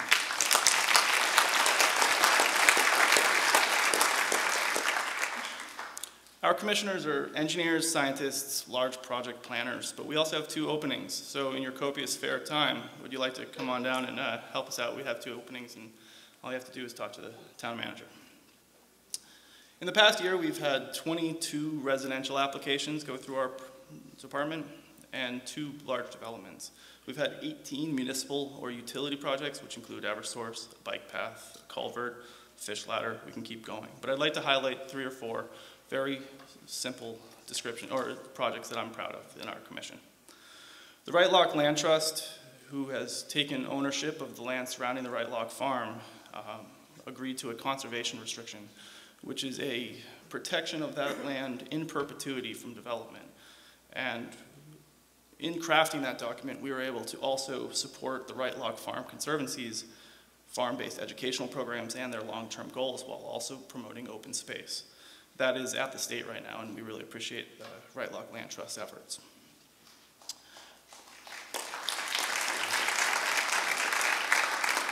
We have to stay on time, folks. The Winchester Community Park, otherwise known as the Soccer Club on Cross Street, is actually a really great example of working with private developers to really open up a really ugly site. In the 80s, it was it was a factory for many years. It burned down in the early 80s, and it had overgrown. Almost all of that site is in the jurisdiction of the Conservation Commission because it's right along the Aberjona River. And in a really short time, they were able to clear that site, level it off, and really protect all those exposed soils from any flooding events. Also, the site has more flood storage capacity than it had prior, so that's a benefit for the town's flooding. It's also up and running, which really allows for a lot of open space, even though it's a private community or a private affair. The Winning Farm has been a topic that I can't speak too much about because I haven't been here that long, but it's been going for over 20 years. It's behind the VO school and the Woburn line. And as described earlier, that's a 29-unit proposed site. What's really nice about that site is that it's surrounded by a trail network of forested space, about 2/3 of the site. So the wetlands are protected. We feel that the developer is really honoring those protections, and we also allows access again to open space in Winchester. And the last thing I'd like to comment on is the Aberjona Initiative, which has been headed by Elaine Freeland. And the goal is really to spruce up the downtown waterway specifically. You can all know that it's pretty overgrown in some places. And the goal here is to promote active use, outdoor art space, educational wetlands, and to promote Winchester as a destination. Because many towns would really like to have a, most of the time, quietly flowing river going through their downtown. And we think that it's a really nice, attractive piece of town that we could really emphasize. So with that, and it's short and sweet, thank you. Thank you, Mr. Nims.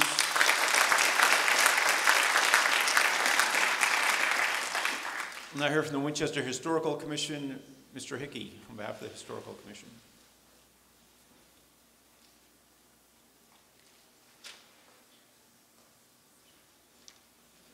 Thank you, Mr. Moderator, town meeting, for the opportunity to speak to you on behalf of the Historical Commission. I will be brief. I'm Bruce Hickey, Vice Chairman of the Historical Commission. Our commission is in a bit of transition on leadership as Heather Von Mering was elected to Planning Board. and we wanted to thank her for her years of service on the Historical Commission and her leadership over these last few years, which were very busy years. I'd also like to thank the town meeting for passing by overwhelming majority last town meeting our updated bylaw. We think it's going to be a very positive influence and effect on the town. The new bylaw became effective on March 25. In the interim, the commission has been working with town council, the town planner, and FinCom on a number of things, including a supplement to the demolition application, a form for opting for a preemption. That's one of the things that was adopted in the last town meeting, where residents who are not looking to demolish their house can nonetheless come before the Historical Commission and seek our determination on whether their house is historically significant. We also prepared a helpful guide for residents to help them research the history of their home or other buildings in Winchester. These guides and forms are available with Brian, the town planner. To date, only one application has come in under the new bylaw.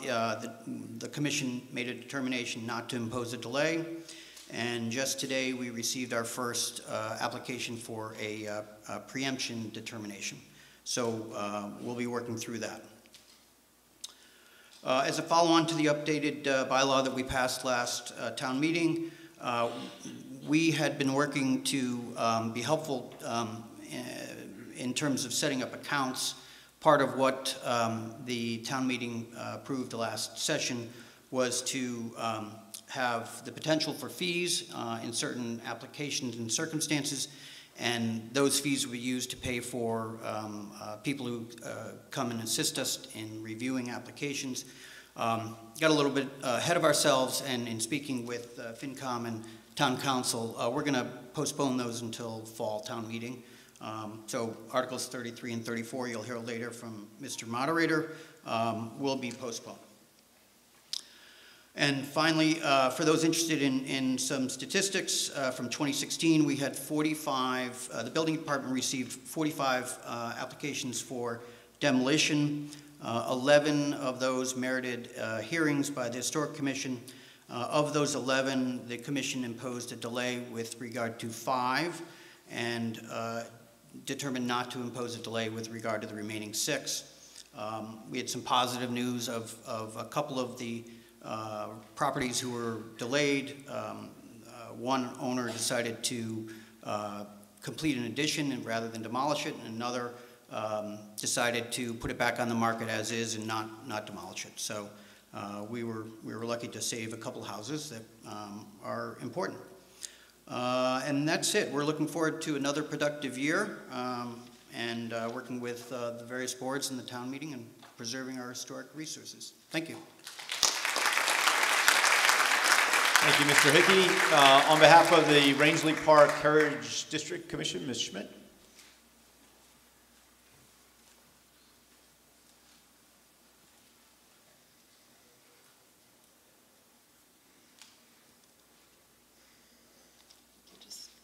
Take that up a little.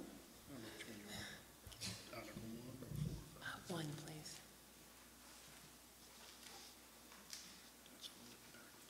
Which one's forward? This one, okay. Great. Thank you, Mr. Moderator. Good evening, everyone. That sounds really loud. Thank you for this chance to address you and tell you about the Rangeley Park Heritage District. My name is Christine Schmidt, and I am the chair of this group, and I just want to give you a very brief overview of our activities, and then I'm going to be back a little bit later this evening to talk to Article 4 and 5. Okay, so I'll start with a quick refresher on what the Heritage District is. If I had to boil that down, we are a group of neighbors who love our neighborhood. If you've been in the Rangeley area, you might see it's rather unique and charming. We feel it is. Houses are spread out. It has an organic, flowing feel to it. The topography sort of rolls and a lot of people comment that it has a park-like feel. It's very special, and its legacy includes names like Skillings and Ginn, and we're quite protective of it. I think you've heard a number of times this evening about concerns about rampant contractor development, and we have those concerns too. So a group of us got together and agreed voluntarily to put some restrictions on how changes could be made in the future to what is our prominent facade, our street-facing facade. So our goal in doing that was to preserve and protect the features of our homes and thereby our neighborhood. We want changes to be consistent with the character of the neighborhood and the homes themselves. I want to stress here we are not anti-change, not by any means. We are pro-thoughtful change. These changes we've all agreed to are reviewed and decided upon by the Heritage District Commission. Now, next is, who are these people? Well, we are a group of 7, and we come together through 2 different means. The Board of Selectmen will appoint 1 regular member from the Historical Commission, and also, as you'll see, an alternate, and then we have 1 regular member coming from the Design Review Committee. The Planning Board then appoints 2 regular members and 1 alternate, and those folks are property owners like myself. And 1 regular member is also a design professional. So we hope that we have a well-balanced group to evaluate these proposals as they come forward. If you're curious what we look like, if you know the Rangeley area, the properties that are within this footprint belong to the district. So there are 18 homes in there, and which is a great start. It is a start. We are, if you will, the canaries in the coal mine. We went out there and got this thing going, and we're hoping that our success, and I'll tell you a little bit about that success, will spread enthusiasm for this movement, because I think a lot of people are concerned about preemptively protecting their homes and neighborhoods from developmental threats, if you will. And so there are a lot of other homes in the neighborhood that we're hoping will come join us. Okay, so here's our progress to date for the commission. We have created design guidelines and a handbook that embodies those to give to people to walk them through the design and review process.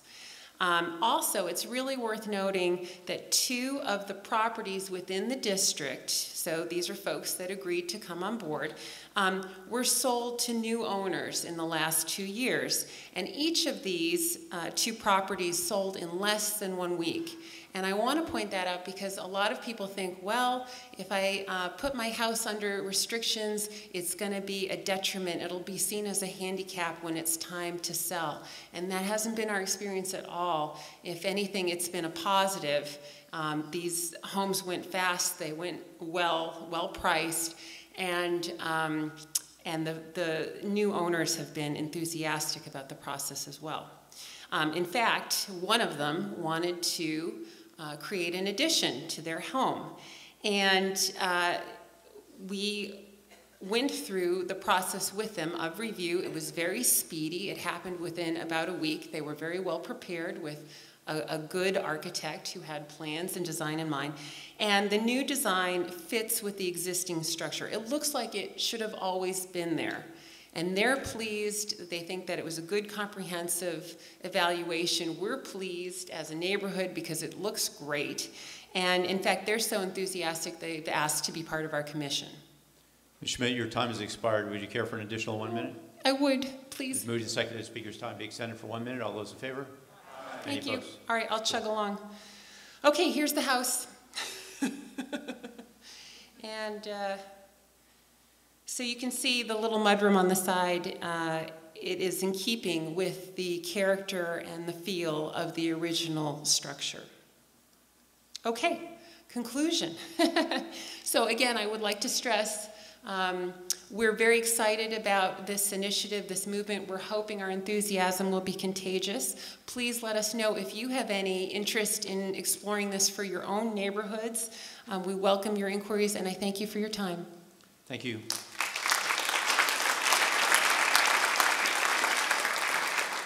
Mr. Deering from the EFPBC with an update on the Winchester High School project.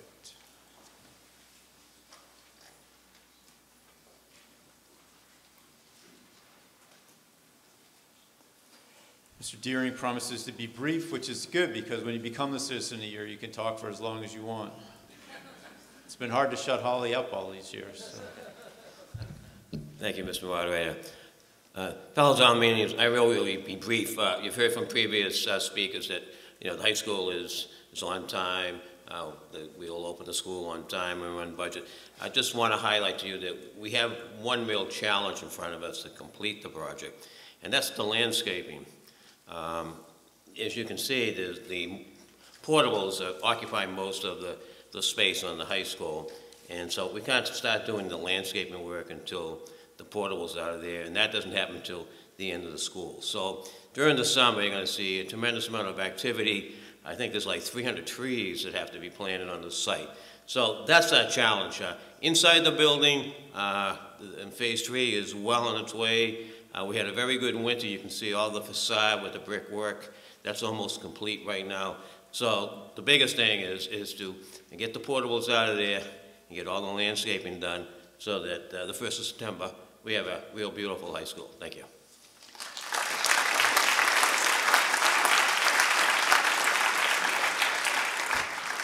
Thank you, Bob. Finally, the World War II 75th Anniversary Committee has a program coming up on May 9th at 10:30 a.m., and Ellen Knight is going to speak to us about that program briefly.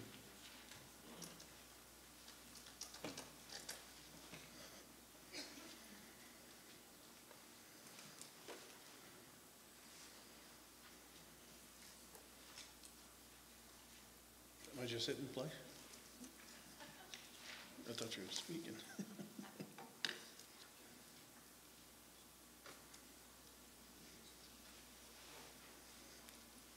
It's not going to have sound.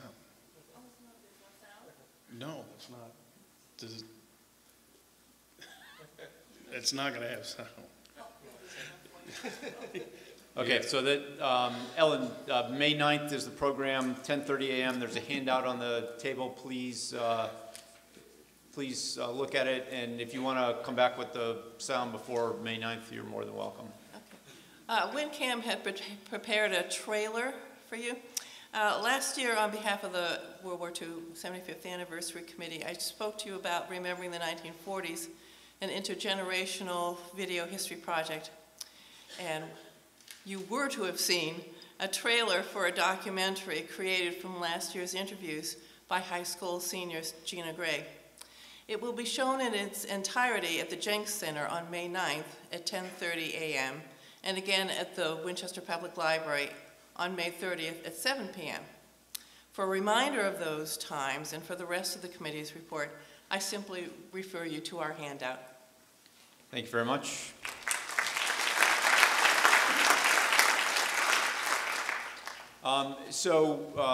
That concludes our reports. It's moved and seconded that the reports be accepted and put on file at the town meeting. All those in favor? Aye. Any opposed? Motion passes. So I apologize to you for the length of that. I can and will do a better job of controlling these reports and the people presenting. But my view with respect to these is that people spend a lot of time on our behalf throughout the year. Enormous amounts of time during the day, in the evening. They put a lot into what they do. They do it thoughtfully and intelligently, and this is their opportunity to report not just to us, but to the town as a whole. And so I think it's appropriate that we honor that by listening, as we have done this evening, to these reports. We're going to take a short break, and then we're going to come back and finish our non-financial articles. We won't be here tonight very much longer. I don't believe that the non-financial articles will take us that long. The Girl Scouts are present this evening, so we'll come back in 5 minutes. But in the meantime, 9:30, please patronize the Girl Scouts. Thank you. Precinct meetings? Yeah, the precincts will convene in the cafeteria.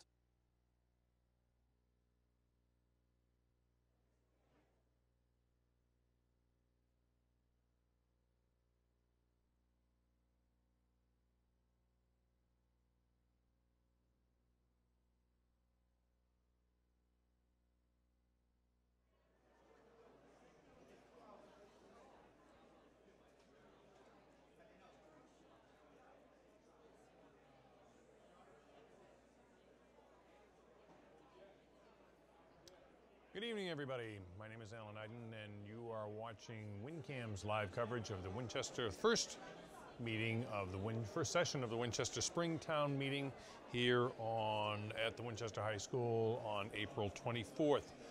So the town meeting is in a brief recess, so let's recap what we heard or saw already this evening. The opening of the town meeting was heralded by the Winchester High School Choir. They gave a lively, brief concert, and our moderator said they are headed to Carnegie Hall this weekend. So a great way to start off the Springtown meeting.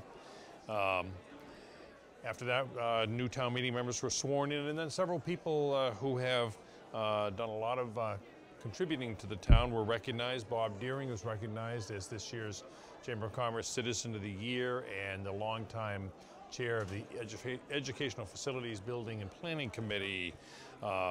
Jay Gill, the director of the DPW, is recognized as being inducted into the Winchester High School Sports Hall of Fame this year. Charles Sekris, who has spent over 35 years with Planning Board and other various town boards, was recognized, as was Steve Powers, who has also spent many, many years school committee as an assessor and a selectman. And last but not least, Steve Parkhurst.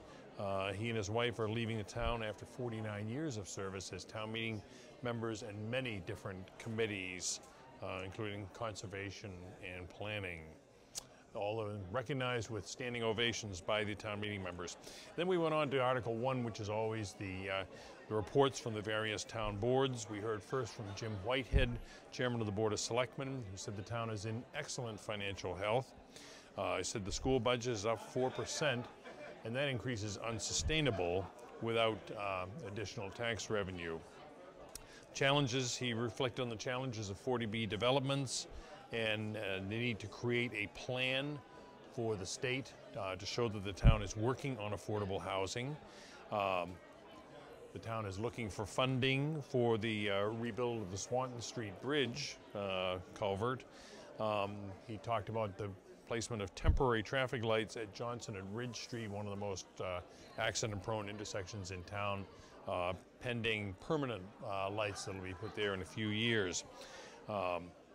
He said that the energy mitigation projects for the town have saved the town millions in town properties. And he talked about progress on removing lead service lines to some of the older residences. He also said the planning continues on the train station, rebuilding of the train station, and plans for the Waterfield lot adjacent to that station.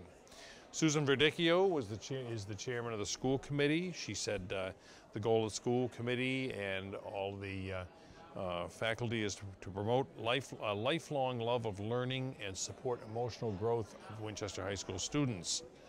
She said the Winchester High School is on target for a fall finish. They are working on a master plan for the school system, including renovation of Lynch and Morocco schools. And she also said that private funding such as Winchester Foundation for Educational Excellence, is vital to close the funding gap for the school. And she also said on April 27th, there will be a community visioning conversation on the future of Winchester schools. Chris Nixon, also from the school committee, made a presentation on the school committee's master plan, an update on the master plan for facilities. He said it does not include the details of facility improvements, but talked about the the challenges presented by potential 40B projects bringing many more students into the system. He said as the potential project on Forest Circle has gone down, there now appears to be one proposed for Holton Street. And other potential projects. He touched on other potential projects in other places in town. He said in year 5 years from now, there will be an increase of 240 students projected for kindergarten through 5 and 147 at McCall. He said the town needs a 3-story addition at McCall at a cost of $4 to $6 million. Town also is looking to extensively renovate Lynch and Morocco schools, both built in the 60s, and the price tag for those will be somewhere around $48 to $58 million. Also, there's a need to expand Ambrose School, which doesn't seem that old, and potentially moving the administration from current Parker School to the carriage house on the Ambrose School property. Roger Michelson from the Finance Committee spoke next, talking about maintaining the town's 6 to 10% operating reserves. Talked about the potential impact of negotiations on salaries, keeping the town's AAA bond rating.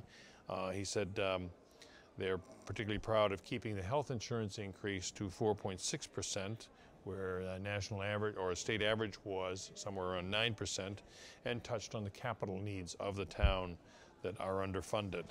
Jackie Welch, the new chairman of the planning board, talked about the new regulations in the Central Business District, which have resulted already in proposals for 19 new units. Said that the MBTA station rebuild, train station rebuild is in 30% design.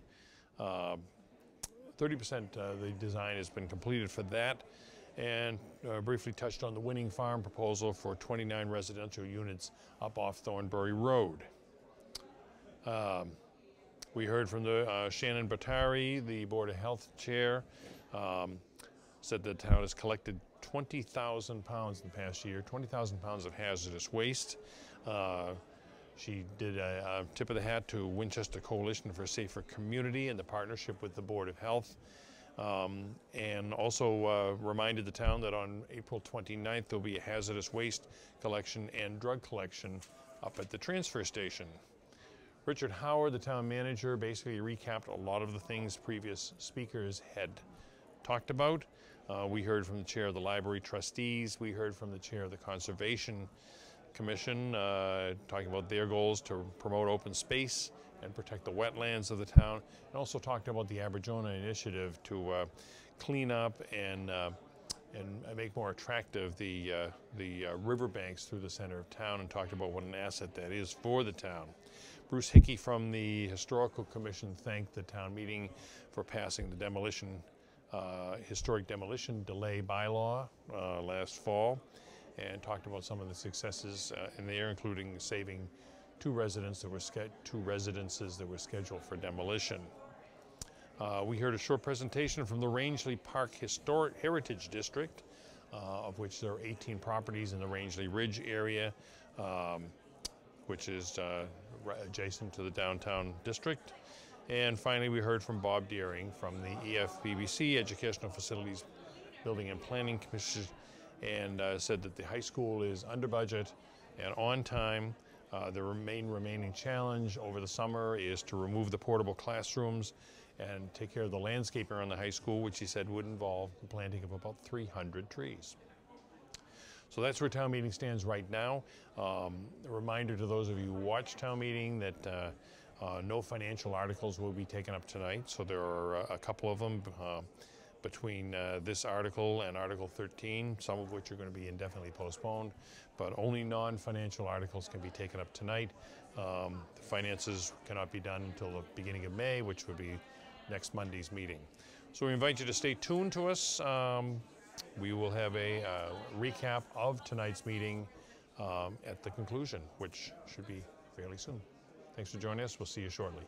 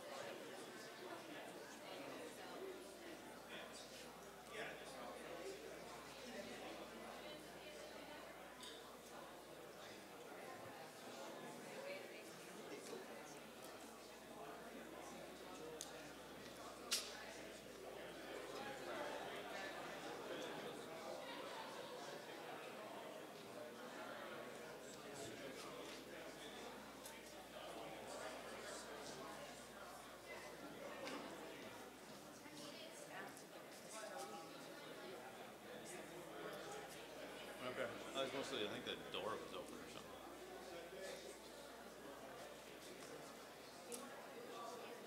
No, I got a water mix. Yeah, what's going on with the precinct meeting? Are those?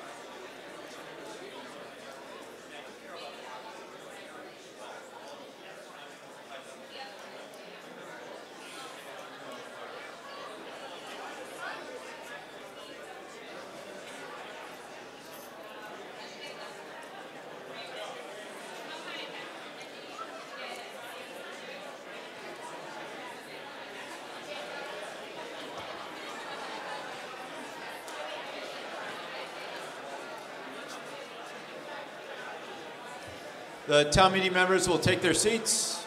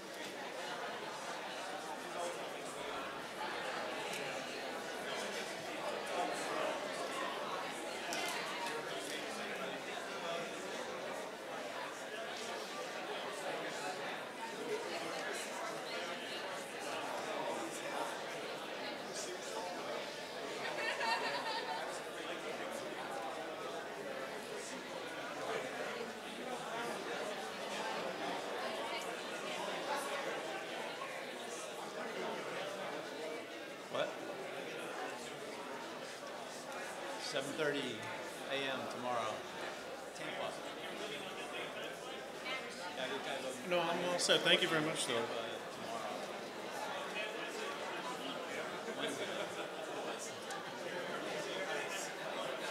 Just to go to court tomorrow, yeah.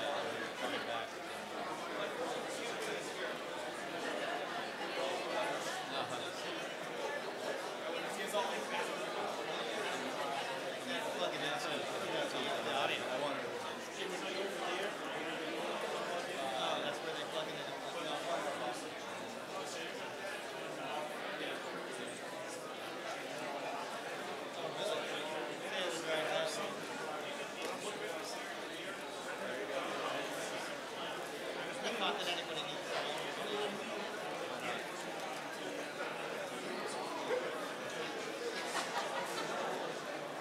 Okay, the town meeting will come to order. Please take your seats. This brings us to Article 2. Article 2, as presented to the meeting, is slightly altered from the form that's in your book. It is the solicitation and canvassing article. The motion is being put forth by the Board of Selectmen. We will be considering, debating, and voting on Article 2 as revised. There was a handout on the table that you should have that is entitled Article 2 Revised. Mr. Arico, who will be presenting it, will highlight the changes, but they are principally in Section 12, in exceptions, which delineates with more particularity the exceptions that apply here, and Section 14, which adds monetary amounts to the penalty consistent with the Massachusetts general law, which caps those penalties at $300 per offense. So those two changes are primarily the changes. They are not inconsistent with the warrant article as presented, and accordingly the chair, with the advice of town council, finds them in order, and we will vote on Article 2 as revised. So the motion comes before the town meeting to see if the town will vote to amend the Town of Winchester Code of Bylaws by adding a new Chapter 21 as follows, or take any other action in relation thereto. The article then on pages 1, 2, 3, 4, and 5 through Section 14 penalty is as put forth in the materials before you. The article is presented by the Board of Selectmen. On behalf of the Board of Selectmen, Mr. Arico. Mr. Arico. Mr. Moderator, town meeting members, thank you. On behalf of the Board of Selectmen, I'm here to seek your approval of Article 2, solicitation and canvassing. Mr. Moderator, the Selectmen believe that Article 2 creates a fair and reasonable process for our police department to regulate both individuals and businesses who may seek to sell items or services in Winchester by soliciting door-to-door to Winchester residents. Article 2 creates a reasonable and reliable process which will enable our police department to further protect the safety and well-being of all residents in Winchester. A short summary of the process relating to this bylaw is as follows. An individual or a business would go to the town clerk and get an application. They would pay a $50 fee. They would need to do this 7 days before they wish to solicit in Winchester. That application would go to the police department, and the police department would have 7 days to conduct some background checks, which may include a criminal or sexual offender registry search. If the applicant is approved, they would then get a certificate of registration, which would have their photograph and other pertinent information about them and their business. Town meeting, I've received some excellent feedback. I sent out an email. I got some great questions from town meeting members. I'd like to just go over a few of those with you.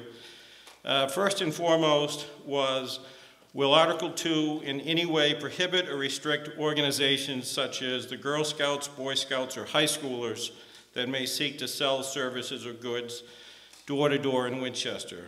The answer is that Article 2 will not restrict the ability of Girl Scouts, Boy Scouts, high schoolers who may seek to sell services door to door in Winchester. They would be exempt under Section 12, exceptions, subparagraph F. Another question was, do we have a legal opinion about whether this is an unconstitutional restraint on the expression of free speech? I would direct town meeting members to Section 1. The statement of purpose of Article 2 reads, "It is framed with deep respect for the principles embodied in the Constitution of the United States and the Commonwealth of Massachusetts. Town Council is very comfortable in stating that this bylaw in no way infringes upon citizens' constitutional rights or their expression of free speech. We believe the constitutional aspects of this bylaw have been vetted many times in many towns over many years." Another question was, how often do the police get solicitation complaints? Talking to the chief of police, their thought is, from their research, is approximately 50 on average, 50 complaints per year. The chief has also said that, he believes that there are probably a good number of residents that get annoyed by solicitors but never call in to complain. Town meeting member asked, $50. Dave, how does that stack up to other towns? Did some research. The range is $25 to $100. The selectmen believe that $50 is a fair application fee. Question was, what individuals or groups might Article 2 apply to? And talking to the police department, through the years, solicitation complaints have come in for those seeking to sell solar panels, furniture, books, magazines, home kitchen knives, vacuum cleaners, interior renovations like bathrooms and kitchens, exterior renovations like roofs, siding, or windows, driveway paving, snow removal, or landscaping. We had a question was, do other towns have the solicitation bylaws? And the answer is yes. Quite frankly, I went through many towns, and I didn't come across one town that didn't have one. Lexington, Belmont, Arlington, Concord, Needham, Weston, Lincoln, Wellesley, Burlington, Melrose, Woburn, Stoneham, Cambridge, Reading, Wilmington, Wakefield, Medford, Malden, Waltham, and Everett. So if you looked at Winchester, every town around Winchester and every town around those towns all have a similar solicitation bylaw. What I'd like to do is maybe ask the Chief of Police, Peter McDonald, to come down just to say a few words about his thoughts about Article 2.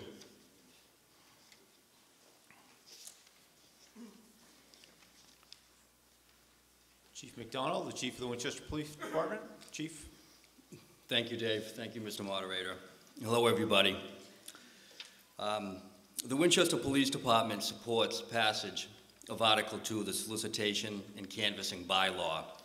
The Police Department believes that this bylaw strikes a fair balance between the right of a homeowner in Winchester to be free of unwanted solicitations at their doorstep and the right of free speech for the solicitors who would go door to door in town, in the town of Winchester.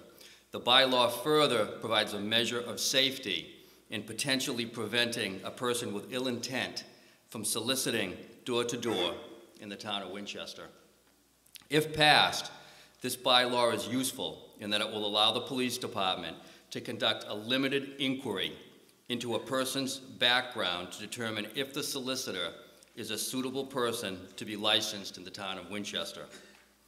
In determining this, the police department would do a limited background check, which would include a CORI, which stands for Criminal Offender Record Information, and also a Sexual Offender Record Information. These are the same types of checks that the town and the school department will currently conduct, for example, to ensure that applicants looking for positions in town and working with children are safe to be working in town.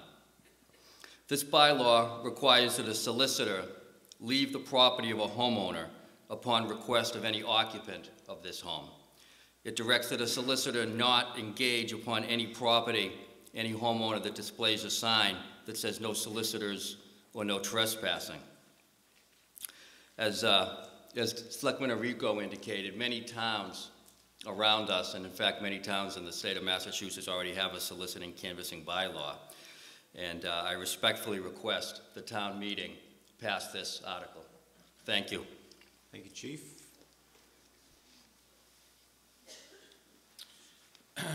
Just to close up again, Mr. Moderator, town meeting members, the conclusion of the Board of Selectmen is that we believe that Article 2 provides a reasonable process for the Winchester Police Department to regulate door-to-door soliciting in Winchester, and we seek your approval of Article 2 tonight. Open it up for questions. Thank you, Mr. Rico. I'll do the opening. Mr. Michelson, is there a recommendation from the Finance Committee?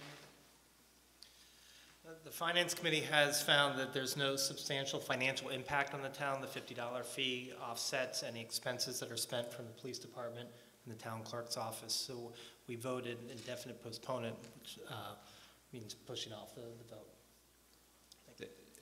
So as we understand, Mr. Michelson, the Finance Committee doesn't have a recommendation with respect to this article. Thank you. So further on the question, yes.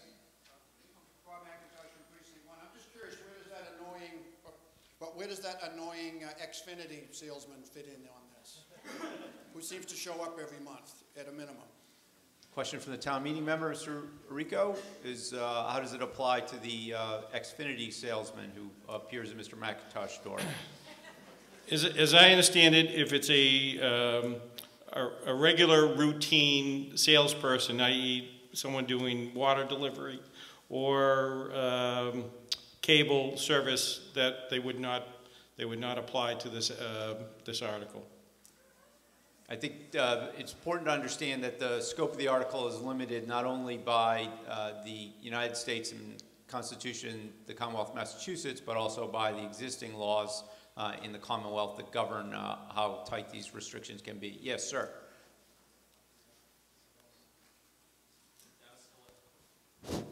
Dennis Collette, Precinct 1. Candidly, I look at this article and I see it as a solution looking for a problem, and I'll tell you why. First off, I did call the police department to find out in 2016 how many complaints actually came in relating to canvassing, and there were 31. I spoke with Jenny in your office, who did the research for me. Second, I don't see this as solving the problem. If the statement of purpose is the tranquility that residents expect to enjoy, whether I'm being annoyed by someone who is certified or not certified, I'm still being annoyed by that knock at the door. If someone has ill intent, they are not going to come in before the town and register. They're going to break the law regardless. So I don't see this as solving that problem of an unwanted person knocking on your door who has ill intent. And I guess I would ask, especially as it relates to our elderly in the town, what are we doing to educate them, to encourage them not to answer their door, not to answer those random phone calls and the like? Thank you. Thank you, Mr. Collette. Mr. Collette, to the proponents, are we doing anything within the town to educate the elderly and others with respect to being aware of and preventing unwanted solicitation or engagement with solicitors? Mr. Moderator, what I'd like to say first is on the authority in talking to the police department, the average is 50, and the police also believe that there are, I think there was 100. I guess my question is, I asked the records person in the police department. Right. Who indicated that the actual number in 2016 was 31. Right. And even if it were triple that number, it would still be less than 1% of our total resident population that has had a complaint. You know, if we assume that we're 21,000 plus residents. So the town meeting member's point is just to the limitation of the number of complaints. So if I could ask the proponents to respond simply to the question asked by the town meeting member, which was, does the town have any programs or is it taking any action to educate the elderly and other citizens with respect to unwanted solicitation? Through you, Mr. Collette, Chief McDonald, the Chief of Police, in response to the town meeting member's question. Thank you. You know, you're correct. You spoke to Jenny Raleigh. There were 31 in 2016. In 2015, there were 43 incidents of complaints with solicitors going door to door. I think those two numbers represent a fraction of the number of people that, that become annoyed or harassed by solicitors going door to door in Winchester. I think most people that are bothered by this don't make a phone call to the police. They close the door, they go back inside, and that's the end of it. So I do think this is an important article for the town to pass. I guess my further on the question is that someone who is registered, again, and I'm not to belabor the point here, but someone who is certified with the town is still annoying me knocking on my door. And this won't stop that. Well, what this article intends to do is to provide the town with a safeguard against people going door to door who might be intent upon breaking the law or breaking into a house, you know, if nobody's home. And this article allows the police department to check somebody's background to, as best as we can, ensure that this person is going to, you know, conduct themselves appropriately while they're soliciting in town. Further on the question. Yes, Ms. Savage. Actually, Dave, if you and the chief could have a seat. Thank you. Hi. I guess I want to follow up on some of those comments. Carol Savage, Precinct 5. I too feel that this might be overreach. I'm a fan of government, but this feels like a big government solution to a small problem. It's a long, lengthy regulation and all this background checking of someone who wants to sell me solar panels. Feels a little contrary to small businesses, the door-to-door salesman kind of built this country. You know, I don't know, is there a safety issue here? I haven't heard there's a safety issue. I don't remember reading tranquility in the Constitution. So I understand we don't like people knocking on our doors.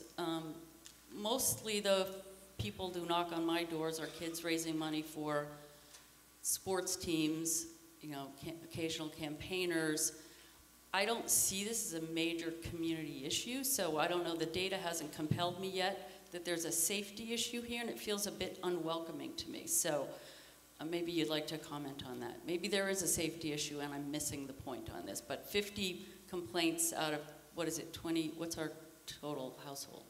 21,000, it's just not a high incident, and so I just react that way, and would appreciate feedback on that.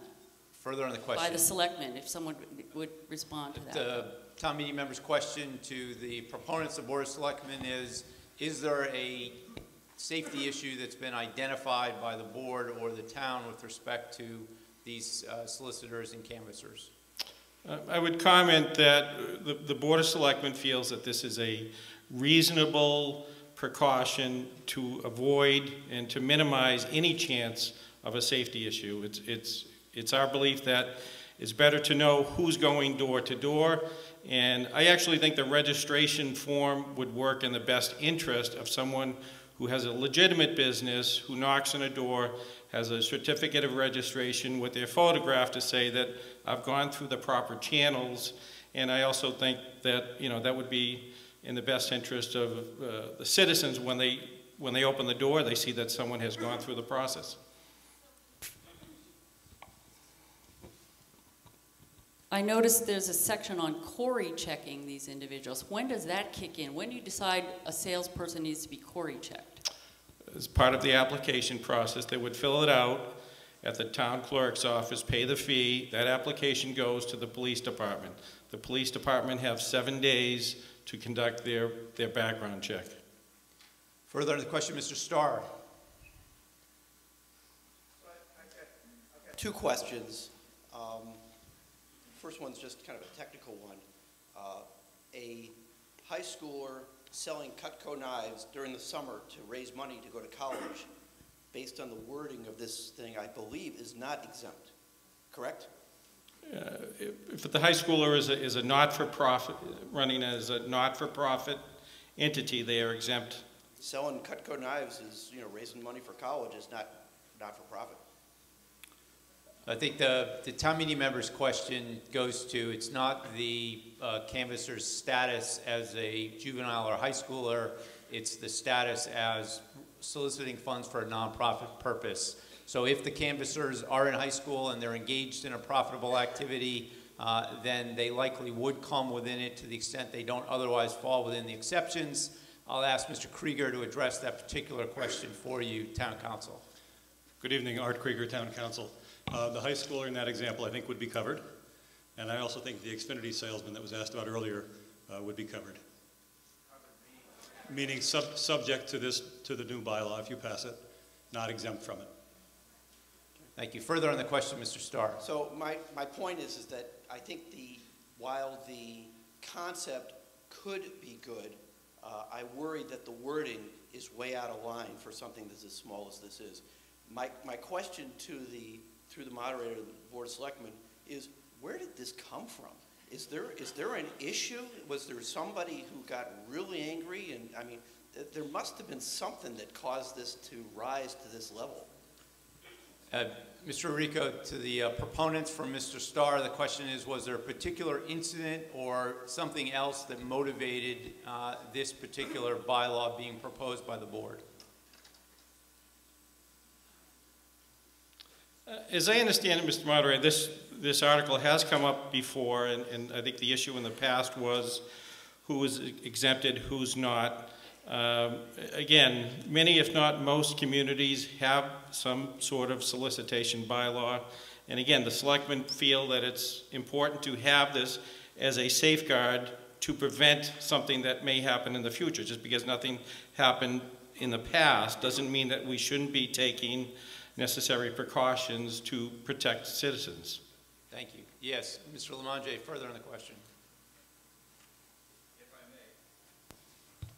If I may, first to answer Mr. Collette's question in part, Section 3, Part E, is no person shall engage in solicitation of canvassing in or upon any residential property on which is displayed a sign prohibiting trespassing, solicitation, canvassing. So if you're concerned about somebody coming with a permit, they would not even be able to step on your property. That's what I'm going to do. But isn't that the solution? Mr. Collette, if we could stop we need to. And secondly, to Ms. Savage's point about has there ever been anybody hurt in one of these? I recall, I don't think it was that long ago, maybe the chief can remember, there was a murder in Woburn by one of these magazine solicitors up off Lexington Street, not too far from Winchester. It was probably about 10 years ago. Am I right? Okay, I'll rest my case. Mr. Lamondre makes a vague reminiscence about a murder in Woburn, and the chief confirms that murders do take place in Woburn. Further on the question. Yes, ma'am.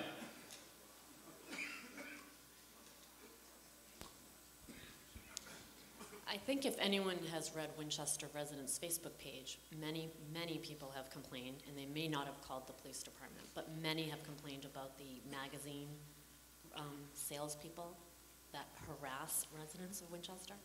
And I'm wondering if the chief could speak to that. I myself have had at least 3 incidences where my children are outside playing in the front yard. The magazine gentlemen are with them, come with my children to the backyard, and I have to call my husband to, help save us here.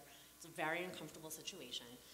And I think this does offer a little bit of protection to people that are home, that they don't feel too uncomfortable saying or call. I never called the police. I should have, and said, do they have their permit to be approaching my children and coming into my backyard and harassing me to buy magazines?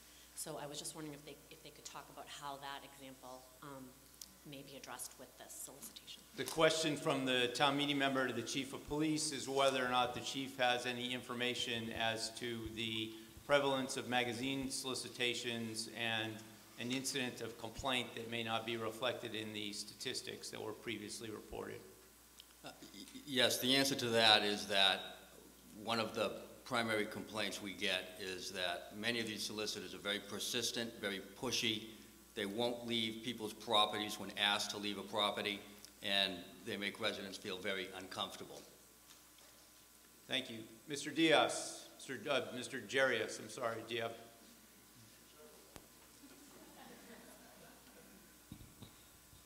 D.F. Jarius, Precinct 8. I'm reading some of these prohibitions and requirements, and the conversation that came up about pushy magazine salesmen, wonder if a lot of this isn't just covered under property rights. If a pushy magazine salesman comes upon my property and refuses to leave, whether or not they're registered, I have a right to call the cops. And if they refuse to leave my property, whether they're registered or not, I can call the cops and say, if you don't get off my property, the cops will come and escort you off my property. So whether they're registered or not, it doesn't matter. And if someone is up to some nefarious thing, whether they're registered or not, I don't think is going to affect their behavior. So I think that, and if I am correct, we don't have anything in our current bylaws which says that a no solicitation sign has any legal meaning. So in my mind, if we simply said, if there's a no solicitation sign, you cannot set foot on my property, that would solve most of this, and the rest of this is just essentially property rights. If I ask you to leave my property and you don't leave my property, then I will call the cops on you, because that's my right as a property owner. And I think that would suffice for most of this. Thank you. Further on the question? Yes, Mr. Nixon.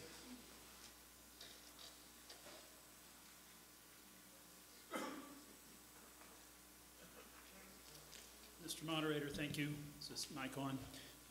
So I'm sensitive to the public safety concerns, and thinking of the remarks that Jack just shared about a tragedy in Woburn and the chief's remarks when we began discussion tonight, we're told there is potentially a legitimate public safety concern. So as a school committee member, let me assure you, since the schools were mentioned in an analogy, that a prospective employee must actually pass the Corey check before they're hired and they get a badge to get into the school buildings. So the concern that I do have with the article as presented lies in Section 5, Paragraph A. The last sentence that speaks to the obligation of the police to conduct a Corey background check reads, failure of the chief of police or his or her designee to so act within 7 business days shall constitute approval of said application.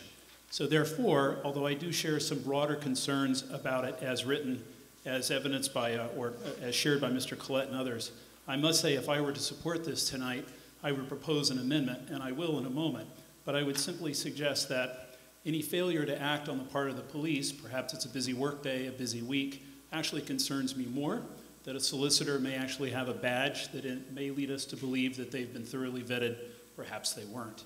And therefore, Mr. Moderator, I rise to propose an amendment to Article 2, Section 5, Paragraph A, to delete the last sentence, which reads, failure of the chief of police or his or her designee to so act within 7 business days shall constitute approval of said application.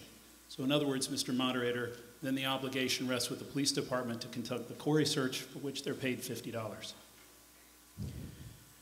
Mr. Nixon makes an amendment proposal to Section 5, subsection A, to eliminate the requirement that a failure to act within 7 days constitutes approval. The chair has some concerns that that section as drafted and inserted was intended to protect the constitutional rights of those persons for review and acting within an appropriate time limit, and would ask Town Council, Mr. Krieger, to address that issue as to whether that amendment, if made and adopted, would render the bylaw unconstitutional or otherwise inconsistent with the obligations of the laws of the Commonwealth. I do not believe it would. The previous sentence makes the obligation to approve or deny within 7 days mandatory.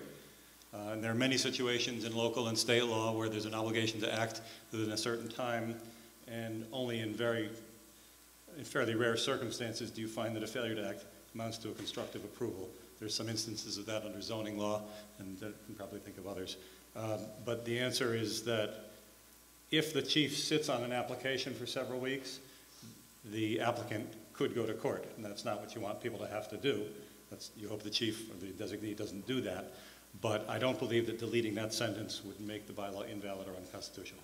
Town Council, having opined that the amendment would be in order, the matter now comes before the town meeting on Mr. Nixon's motion to amend the motion as made, and the amendment to Section 5, subsection A, to delete the last sentence thereof.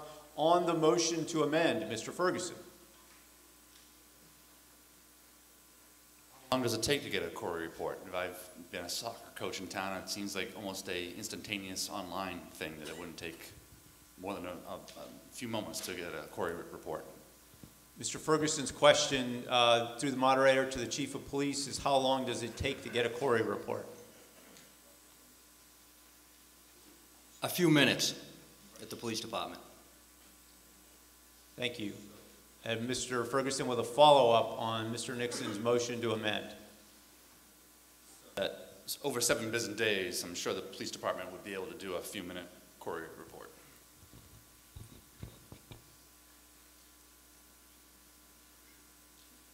Matter comes before the town meeting on Mr. Nixon's motion to amend the motion made under Article 2. Remote majority vote required. Those in favor of the motion to amend, please say aye. Aye. Those opposed? No. Motion passes. The motion now comes before the town meeting as amended. As amended, it reads as stated in Article 2 revised, with the exception of the last sentence of Section 5A, which has now been deleted by the amendment. We return to debate on the motion as amended. Further on the amended motion. Matter, Mr. Wilson.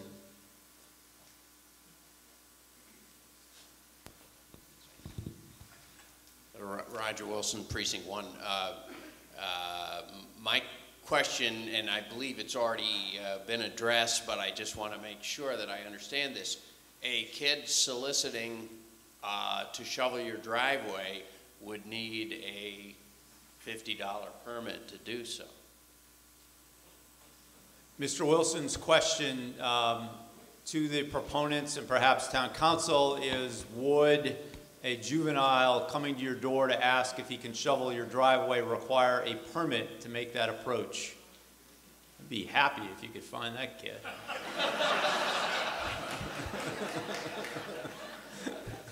Mr. Krieger, thank you. Mr. Krieger, in response to the town meeting member's question about that particular fact scenario. I believe under Section 2, 2A1, the bylaw would cover selling services. So I believe it would cover that example. And when we turn to the exemptions, I don't believe any of them would exempt that example. So the answer is that for $50, the kid could shovel your driveway for the $50 fee. Further on the question, the meeting will be in order. Further question, yes, sir. I believe under Section 12, subparagraph D. Section 12, under exceptions, paragraph D, established customers are exempt, and therefore I believe a child asking to shovel would be exempt. The town meeting member questions whether or not the child shoveling driveways would come under the milk truck driver exception for periodic route salesman.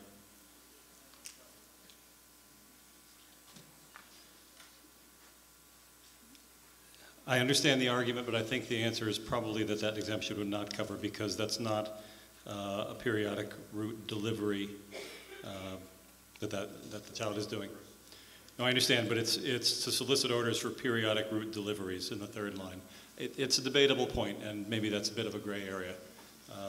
That I think is the closest I would come to saying that there might be an exemption. But I'm not persuaded, but again, it's arguable. It's the problem. We may not have kids shoveling driveways, but they all have lawyers. Ms. Meister, further in the question. Ms. Meister, on the motion as amended, Ms. Meister. So I'm assuming that a lot of this was picked up as boilerplate from all these many communities that Mr. Rico mentioned.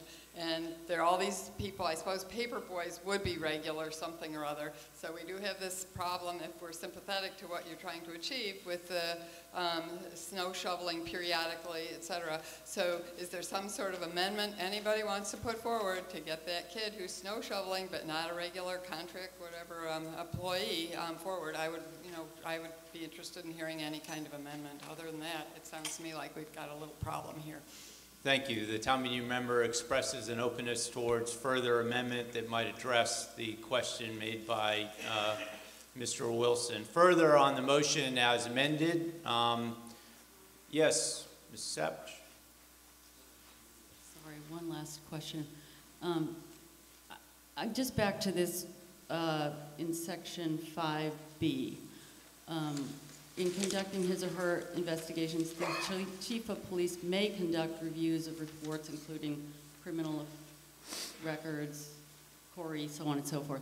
And in the section above, so I guess my question is, when do you decide you need to do a CORI on someone? In the language above, it says the chief of police will decide whether an applicant is a suitable person to be licensed. So what is the decision criterion that we will apply? Will we apply CORI to every salesperson that comes to the town that wants to sell something to our households? Or is it selective? And if it's selective, how do we decide who gets CORI'd and who does not? The town meeting member observes that the CORI requirement, that the bylaw vests discretion with the chief of police, and her question is, as a practical matter, can the chief speak to when that discretion would not be exercised? Chief O'Donnell. Anybody that put an application for an investigation by the police department, a CORI and a SORI, both checks would be conducted on everybody without exception. Thank you, Chief. Further on the question. Proponents are studying something but not hearing further action there. So the matter comes before the town meeting on the motion as amended, which as is stated under Article 2 revised with the deletion of this last sentence of Section 5, Sub A. All those in favor? Aye. Opposed? No. The chair is in doubt. Accordingly, the chair will appoint some tellers. Mr. Johnson, if you could count your section and the Board of Selectmen. Mrs. Quinn, if you could count the section that extends as far as Mr. Howley. Ms. Starrett, if you could count your section. And Ms. Boney, if you could count your section on the left and the Finance Committee. All those in favor of, Ms. Quinn notes that I haven't sworn her in. It's good to have experienced hands. The tellers, please raise their hands and swear to provide an accurate and honest count to this town meeting of those voting on this motion. Thank you. So now, all those in favor of the motion as amended, please rise and the tellers will count.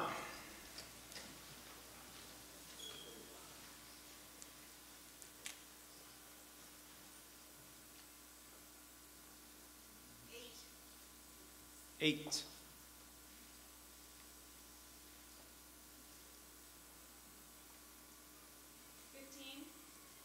15.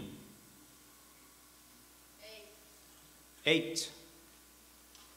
29. 29. All those opposed, please rise.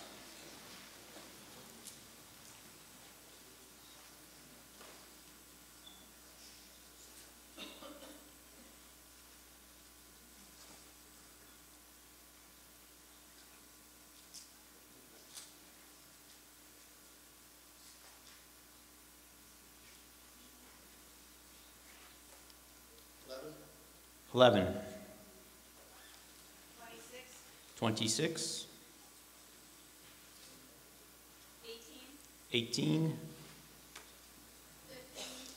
15.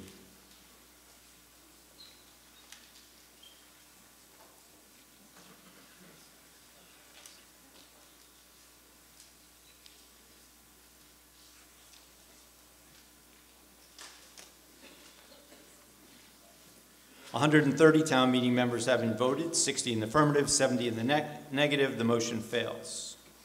This brings us to Article 3. Under Article 3, which is a motion brought by the Board of Selectmen to authorize the board to enter into negotiations with the NSTAR Electric Company regarding an easement.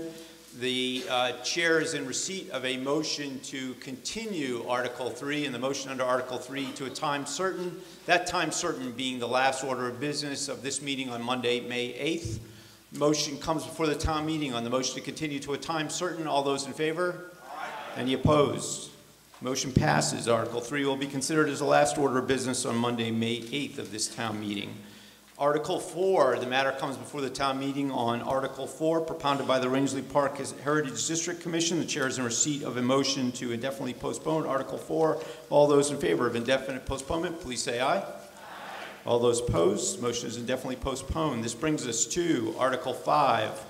Article 5, a motion brought by the Rangeley Park Heritage District Commission to see if the town will vote to amend Chapter 9.1.13 Appeals of the Town of Winchester Code of Bylaws so that it reads as follows. Propose the language in bold or take any other action in relation thereto.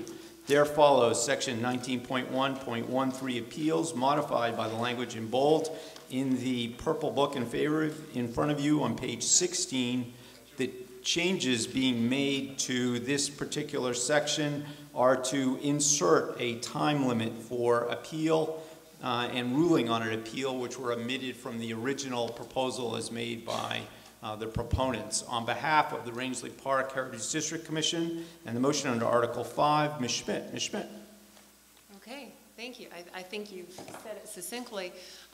When we drafted this language around appealing a decision, we neglected to include a time frame for an aggrieved party to do so.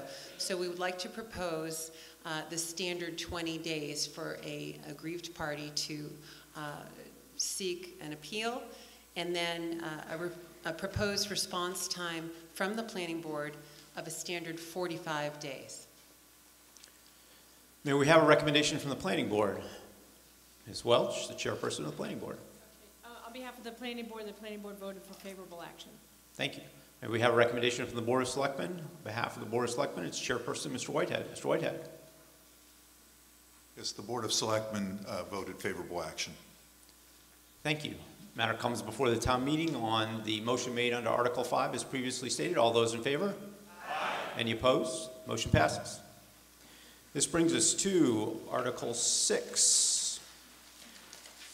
Article 6 is an article propounded by the Planning Board, and under Article 6, it is moved and seconded to see if the town will vote as follows to make certain amendments to delete Section 5.1.6.7 of the Winchester zoning bylaw in its entirety and replace it as shown below. Add a new Section 5.1.10 as shown below and amend Section 5.1.9.5 to correct the cross-references as shown below, and 2, to amend Section 3.1.2 to correct the cross-references as shown below, or to take any other action in relation thereto.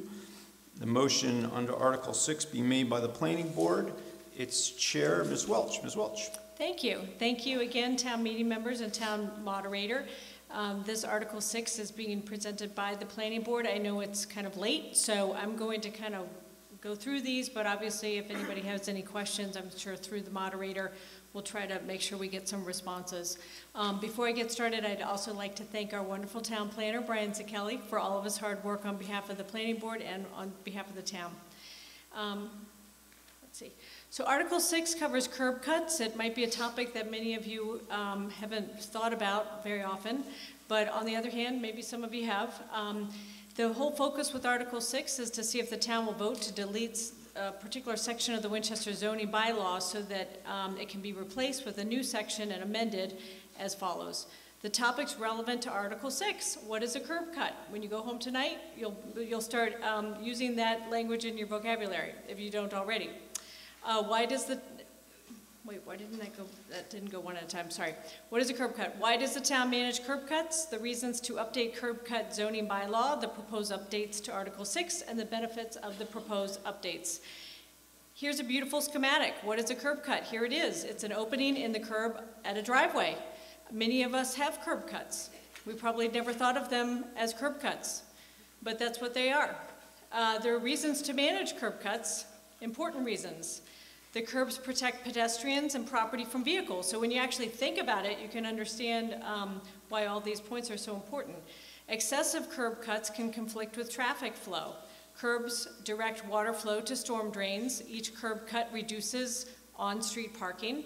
Commercial properties and residential properties have different requirements for curb cuts. The reasons to update the curb cut bylaw. Multiple town departments request clarification and limitations on curb cuts. The planning board's been very involved in a lot of different zoning bylaw changes and updates, including Center Business District, and the curb cut bylaw has been something that we weren't able to complete until now. So it's something, though, that many of our town departments apparently are very eager to have us make sure that the zoning bylaws are updated. So currently, residential uses, for example, are not even mentioned in the bylaw, which seems kind of unusual, certainly. It's a gap, because most houses have curb cuts. The request received for residential curb cuts is can be even more than 40 feet wide. So there's a lot of kind of conflicting and inconsistent requests to some of the town offices. So the proposed update to the curb cut bylaw would actually, if you will, cut through some of the problems that we've been experiencing and actually provide some solutions. So the residential uses would now be specified in the amendment. There'd be a limit curb cut location when near intersections. The maximum widths will not change, 20 feet. But the update would allow for 1 to 2 curb cuts per single family dwelling. Hold that thought a minute, because I'll address that in a moment while your mind is wondering what we're talking about there. 2 curb cuts per duplex or triplex, and also a resident or a commercial establishment can apply for a special permit to accommodate unique circumstances. The curb cut update does not regulate the amount or use of pavement on a lot, or it also does not regulate the length of driveways, meaning the length, like the depth into your property. It also would not, the update would only address where the cuts are located and the width and number of cuts. Drum roll. Curb cuts, section 5.1.10. Single family home. Here's 2 lovely examples. Single family home on the left side, we have a driveway with a curb cut of 20 feet. On the other side, we see, again, with this illustration, a single family home, but we have a circular driveway. Both of these would be permitted under the update. They're permitted now, but they'd also be permitted under the update. But more specifically, there'd be a 10-foot wide opening on each side of the circular drive with 40 feet in between. So this is what the update would permit. We see this all over town now. It's just that this would be clear in the bylaw. And of course, as I noted, if there's a unique circumstances that someone requests to be accommodated, they can always apply for a special permit. Curb cuts, also in section 5.1.10, duplexes and triplexes. Here's the other schematic on how that would work. It looks kind of similar. Here's another example, duplexes and triplexes, so another option. Again, here we have either 10 feet wide, or with the prior slide, with the 20 feet wide, and then the circular 10 feet, 10 feet, and 40 feet in between. With this schematic, it's 10 feet in between. Signalized intersection distance. So some of the feedback we had received, and actually the interest in having these updates included from the Department of Engineering and Department of Public Works, issues regarding signalized intersections and the distances between curb cuts and signalized intersections. So the new bylaw, the amendments would address this situation and include 30 feet before the curb cut. For an unsignalized intersection, it could be 20 feet. That would be anything other than a traffic light. The benefits of the curb cut update. They will allow the Departments of Engineering and Public Works to review location and number of curb cuts, will increase safety for pedestrians and property, will improve control of stormwater, will establish differences between commercial and residential uses, will limit unnecessary curb cuts, and will establish a procedure to seek a special permit for unique circumstances. Before I get to this next, well, I'm already at the next slide, which is my last one, you'll probably appreciate.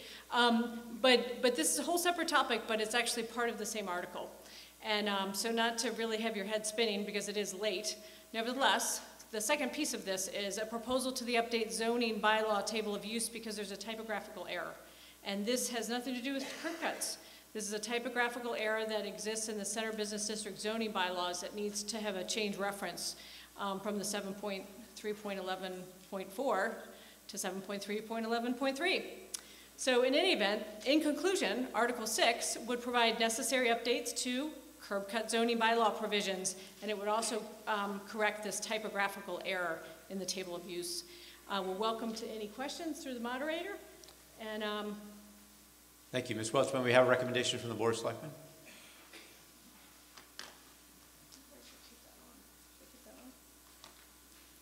Mr. Moderator, town meeting members, the board unanimously supports this, recommends favorable action. This is updating, as Mrs. Welch reported, a gap. In the 1930s and 1950s, when our zoning bylaws were put in place, people did not own 2, 3, 4, and 5 cars. Nobody gave any thought to more than one driveway that was 10 or 15 feet wide. We haven't changed. This is an opportunity to do so. The critical problem for many people is a driveway that gets too close to an intersection and risks, when people back out, risks accidents. This clears that up. We curiously have restrictions like this or regulations like this to deal with commercial parking lots and any business parking lots, but not for our home. Thank you. Thank you. Mr. Grensback. Yes, Mr. Conti. Thank you, Mr. Moderator. I understand the worthy purpose that the Planning Board brings this article before us. However, my concern would be with respect to existing situations. In my precinct, we have a number of places, properties, including my own, for example, where we have double driveways that I believe this would render non-conforming uses. Now, if you have a driveway that's already in excess of the limitation, would not the property become a non-conforming use in that, if this is passed? Mr. Conti asked, with respect to properties which don't conform to this bylaw, would they then become non-conforming uses? Mr. Moderator, if I can defer to either Art or Brian on this, that would be great. Sure. Okay, thank you. Doesn't get any easier, Art. Mr. Krieger, Town Council, in response to the town meeting member's question about if his property is non-conforming, whether this would become a non-conforming use. That's actually not an easy question to answer because a driveway is not a use, it's a physical feature, but it is also typically not a structure. It's not a three-dimensional collection of materials in a fixed location, et cetera. It's just hot top. So if it's not a structure and it's not a use, conceptually it's not non-conforming, but I'm not sure I could tell you what the implications of that are for a driveway. I can certainly look into that, but I have not. The response to the town meeting's question is the determination of that question is uncertain as presented. Further on the question. Mr. Conti, fair enough for a follow-up there. If town council can... thought. All right.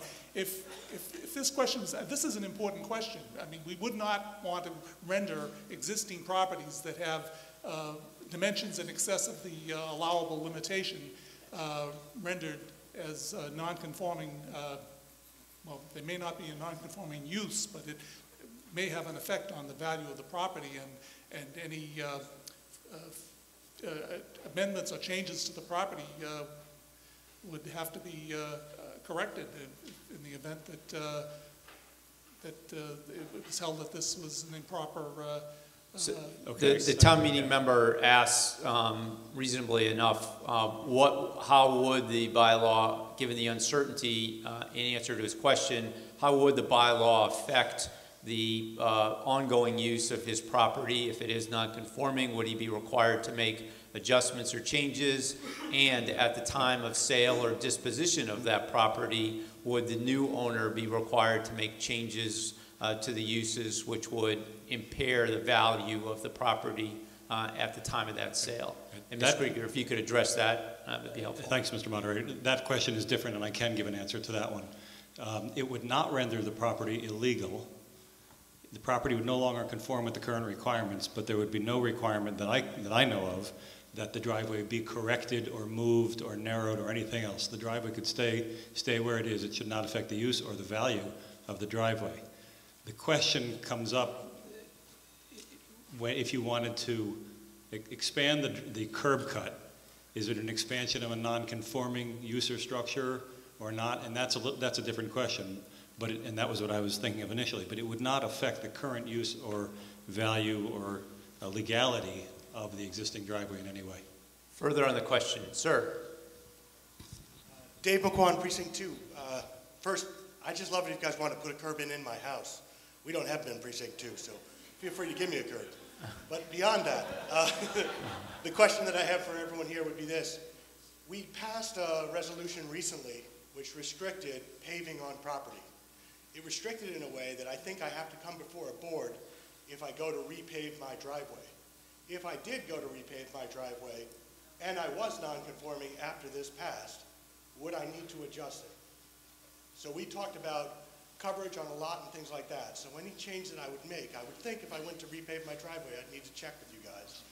So help me just understand the clarification. If I do have to go before the board to ask for that permission, do I become non-conforming then? And the town meeting's question relates to the recent bylaw change that regulated the amount of surface area on a property lot which could be covered by pavement or other impermeable surface. And his question is, if he undertakes a repaving of that area, would he then cause a non-conforming use? Mr. Krieger and or Mr. Zucchelli.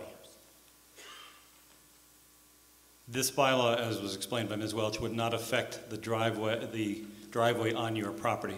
The curb cut we're talking about is across the sidewalk. It's really the town property. And maybe I should have been clear. So it's not your driveway from the front line of your property inward. You can pave, repave, widen, do whatever you want. As Jackie said, this would not affect the driveway, the rest of the driveway at all. We're talking about just the width of the curb cut, the crossing of the sidewalk in the town, in the layout of the town way, the town street. Thank you. Mr. Zucchelli, further on the question. Just related to repaving your driveway, yeah, so the driveway, the pavement on your lot has to do with 30%. You can pave up to 30% of your lot. Well, there can be hardscape as well, so it could be in the form of patios or otherwise, but you don't need a building permit to pave your driveway, first of all, and it specifically doesn't affect actually your property in terms of the fact of where this cut is located is not on your property. It's not on anyone's property. It's in the right-of-way. It's part of the street. So it's my contention that it would not be, it couldn't affect your property as whether it's non-conforming or conforming use or structure or anything. It's not on your property. This is the cut at the street. The follow-up, the town meeting member. Yes, sir. Go after this? I appreciate that. I agree it's not on my property. I also agree the town doesn't have a record of the fact that I have 2 driveways at my house. So the contentious part comes if I come before you to ask for a 31% coverage of my lot, and I have to go in front of the board to ask for special permission for whatever reason, 1% extra, who cares? Then it comes up, did I have a right to have 2 driveways on my property like I do right now? That's when something, which is not on my property, as you point out, it's on government property, but help me out with So that. that would be grandfathered in. We wouldn't make you tear up that second opening. We wouldn't get you into conformity. I think if the only time something like that potentially could happen is if there's a totally new structure and let's say you have to rip up all of the curb cuts that are there, rip up all the sidewalk, then there might be part of the provision of the new construction potentially, but this doesn't necessarily say any of that, just to confuse you even more, I think. So, sorry. Yes, Mr. Richards, further on the question. Precinct 1. Jack Richard, Precinct 1. We've heard 2 different things. Does a property owner, or do they not have a vested property interest in the curb cut that they have? For example, if they have no property interest, the town could decide to just not give them a curb cut. Under what right does one get a curb cut?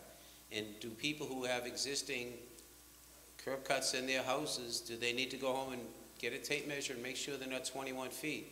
Because as far as I understand, and I'm not a specialist in this area of the law, but I'm a lawyer and I've had some curb cut cases. It's a hybrid sort of right, and if the homeowner, if the law changes, the non-conforming pre-existing use or structure is a protection. You're either, when the law changes, you either are protected by your non-conforming status or you are illegal. I don't know that there's a third category of property right that fits in there. So I would ask the moderator to maybe ask the town council to educate us about that, because if I'm not non-conforming, then I am illegal as far as I understand. Town meeting members, this question through the chair to the town council is, do property owners have any particular property right in the existing curb cuts? And is there anything responding to town meeting members' questioning that would give them some vested interest and protection going forward?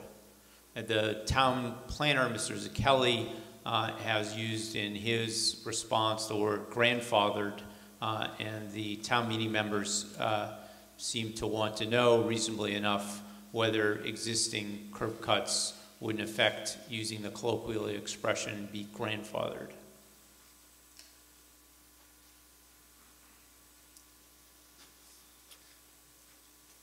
I believe that if you have a curb cut in front of your house, you have a kind of a right, a property right to the maintenance of that curb cut. That is, the town, I think, could not come and simply install a granite curb across your curb cut, because that would reduce the value of your property. That would be a kind of a taking.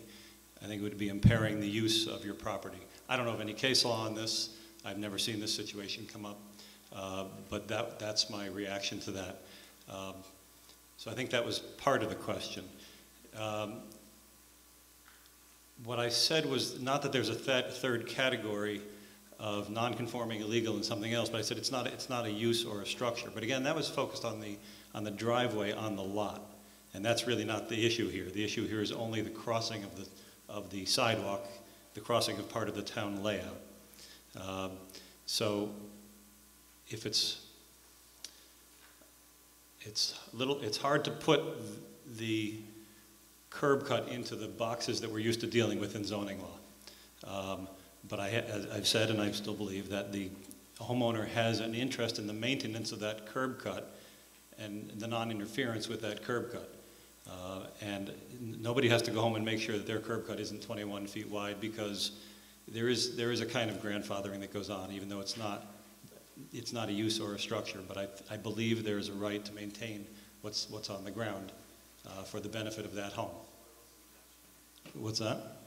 So the town meeting member, Ms. Richard, if you could just rise and ask your question through the chair, I'd appreciate it. I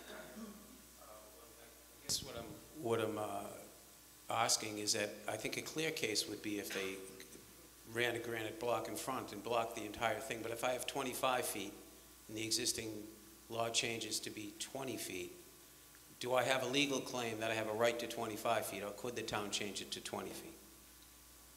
And I don't know it's a perfectly good answer. It's my favorite answer sometimes. So I'm not looking for certainty. I just... Well, it should be pretty clear by now that I can't give you complete certainty on that. Okay. Yeah, I mean, first of all, I guess a couple things before I get to the actual question. The situation, these kind of regulations have already existed in the other districts or with respect to other properties, and I understand this is literally hitting closer to home for the voters here, for the town meeting members, but this is not a new concept. It's just being applied more consistently across the town. That's number one. Number two is, of course, I've never heard of a town wanting to narrow a curb cut when it's presumably matches up with the driveway behind it. I mean, why would you do that? So I consider the possibility to be pretty remote. But since you've asked, I guess the answer is that there would be an argument for the homeowner that there's a right to maintain the curb cut the way it is in order to maintain the full use of the driveway that presumably matches it. It's not a clear answer. I don't consider it a realistic possibility, but that's the answer. So this particular motion requires a 2/3 vote for adoption. The chair finds the questions as it relates to the certainty of how people's existing property interests will be dealt with important ones and ones that are well made. And the chair is hopeful that with some respite that the town, either by amendment or perhaps with some more institutional clarity, can speak in a way which will provide comfort to the questioners and more certainty to the town meeting members debating this point. It also being 10:45, the chair finds it appropriate at this point to ask that the meeting return to the debate on this article as the first order of business on Monday, May 1st. So the chair would entertain a motion to adjourn for the evening and continue until Monday, May 1st at 7:30. Does the chair hear second? All in favor? See you Monday, May 1st. Thank you very much.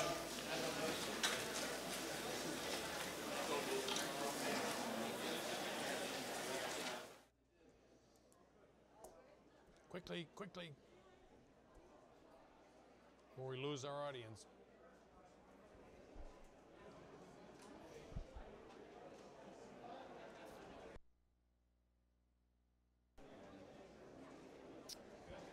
Good evening once again, ladies and gentlemen. I'm Alan Iden. Town meeting has just adjourned for the night. So let's recap what has happened this evening if you're just tuning in. Basically, the beginning of town meeting each spring and each fall is heralded by the reports of the town officers. If you tuned in at the beginning of the town meeting, you were serenaded by the Winchester High School choir that we were informed is heading to Carnegie Hall this weekend, and a rousing rendition there. So the moderator recognized several people for their outstanding contributions to the community, including Bob Deering, Jay Gill, Charles Sekris, Steve Powers, and Steve Parkhurst. We heard first from Jim Whitehead, the chairman of the Board of Selectmen, who said the town is in excellent financial health. He talked about the challenges of 40B developments and the need to create a plan that's acceptable to the state to mitigate some of those threatened developments. He said that the town plans to install temporary lights at the corner of Johnson and Ridge Streets, very dangerous intersection. Talked about looking for funding for additional culvert at the Swanton Street Bridge. Said that energy costs, energy conservation measures by the town have saved the town millions, and and talked about the plan that's continuing on the train station and the Waterfield lot downtown. Susan Verdicchio from the school committee said the school committee's goal is to provide a lifelong love of learning and support the emotional health of the students here in town. The Winchester High School is on target to finish on time this fall. The school committee is working on a master plan, which includes renovations of Lynch and Morocco. And she also commented that private funding, such as the Winchester Foundation for Educational Excellence, is vital for closing the budget gap. She said on April 27th, there will be a community visioning conversation held by the school committee. Chris Nixon, also from the school committee, talked about the school committee's master plan. While it does not involve facility details, it does look ahead to the potential of large 40B projects. He said the one on Forest Circle does not appear to be imminently an imminent risk to the town. However, another one is proposed over on Holton Street. Talked about in 5 years from now, 240 more kindergarten through 5 students and 147 more students will be at McCall. He said there is a need for a 3-story addition to McCall at a cost of $4 to $6 million, and the needs to renovate Lynch and Morocco schools somewhere in the vicinity of $48 to $58 million. Roger Michelson from the Finance Committee talked about the need, the Finance Committee the town maintaining a 6 to 10% operating reserves, and the need to keep the town's AAA bond rating, and said that the health insurance increase of 4.6% was considerably less than the averages of 9%. Jackie Welch from the Planning Board talked about the new regulations in the Center Business District that are beginning to come to fruition with the addition of 19 proposed housing units in the Center Business District. She also said the Winning Farm was on track to be approved for 29 residential units. The Board of Health Chair, Shannon Batari, talked about the fact that the Board of Health has collected 20,000 pounds of hazardous waste this year.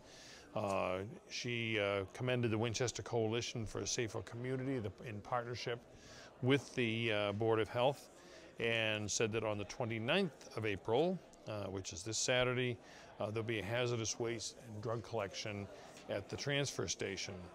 Richard Howard, the town manager, recapped many of these comments from previous speakers. We heard from the chairman of the library trustees, the chairman of the Conservation Commission, talking about promoting open space, talked about the Aberjona initiative to clean up the banks of the river and make them more attractive going through the center of town. The chair of the Historical Commission thanked the town for passing a historical demolition delay bylaw and said that already 2 properties have been saved from demolition because of that law. Bob Deering from the EFPBC said that the high school will be finished on time, and that the challenge right now is extensive landscaping that cannot begin until the end of the school year when the portable classrooms are removed, and he said it involved planting 300 trees. After the recess, there was considerable debate on Article 2, which was a canvassing and solicitation bylaw requiring people who plan to sell or solicit door-to-door in Winchester to apply for a permit at the $50 permit at the town clerk's office and be cleared by the police department for an ID. A lot of debate on that, particularly around things like, for instance, would the neighborhood kid who wants to shovel snow and is knocking door to door be subject to it? The answer being yes. And even though a lot of this was clarified by Peter McDonald, the chief of police, Article 2 failed to pass by a vote of 60 to 70. Discussion of Article 3, the Eversource easement, was postponed till May 8th. Article 4, proposed by the Rangeley Ridge Historical District, was indefinitely postponed. Article 5, also proposed by the Rangeley Ridge Historical District, to give a time frame for an aggrieved party to appeal a ruling, was passed. And the last discussion of the evening was on a proposal by the Planning Board to clarify the rules concerning curb cuts, the openings and curbs for driveways and other entrances to properties. Chairman Jackie Welch said it would correct cross-references. However, there was a lot of questions about whether if this law was passed, whether existing properties that did not conform to these regulations would be ruled as non-conforming properties. And after some discussion, the moderator decided that it might be best for the planning board to come back and clarify some of these issues, and the further discussion was postponed on Article 6, as considering the late hour, was postponed until the next meeting, which is next Monday, May 1st. So that's our wrap-up for Springtown Meeting Session 1 here on April 24th, 2017 at Winchester High School. We invite you to tune back in to us next Monday, May 1st for the next session of Winchester Springtown Meeting. So for all of us here at WinCam, we wish you a great night, and we look forward to seeing you again. Thank you.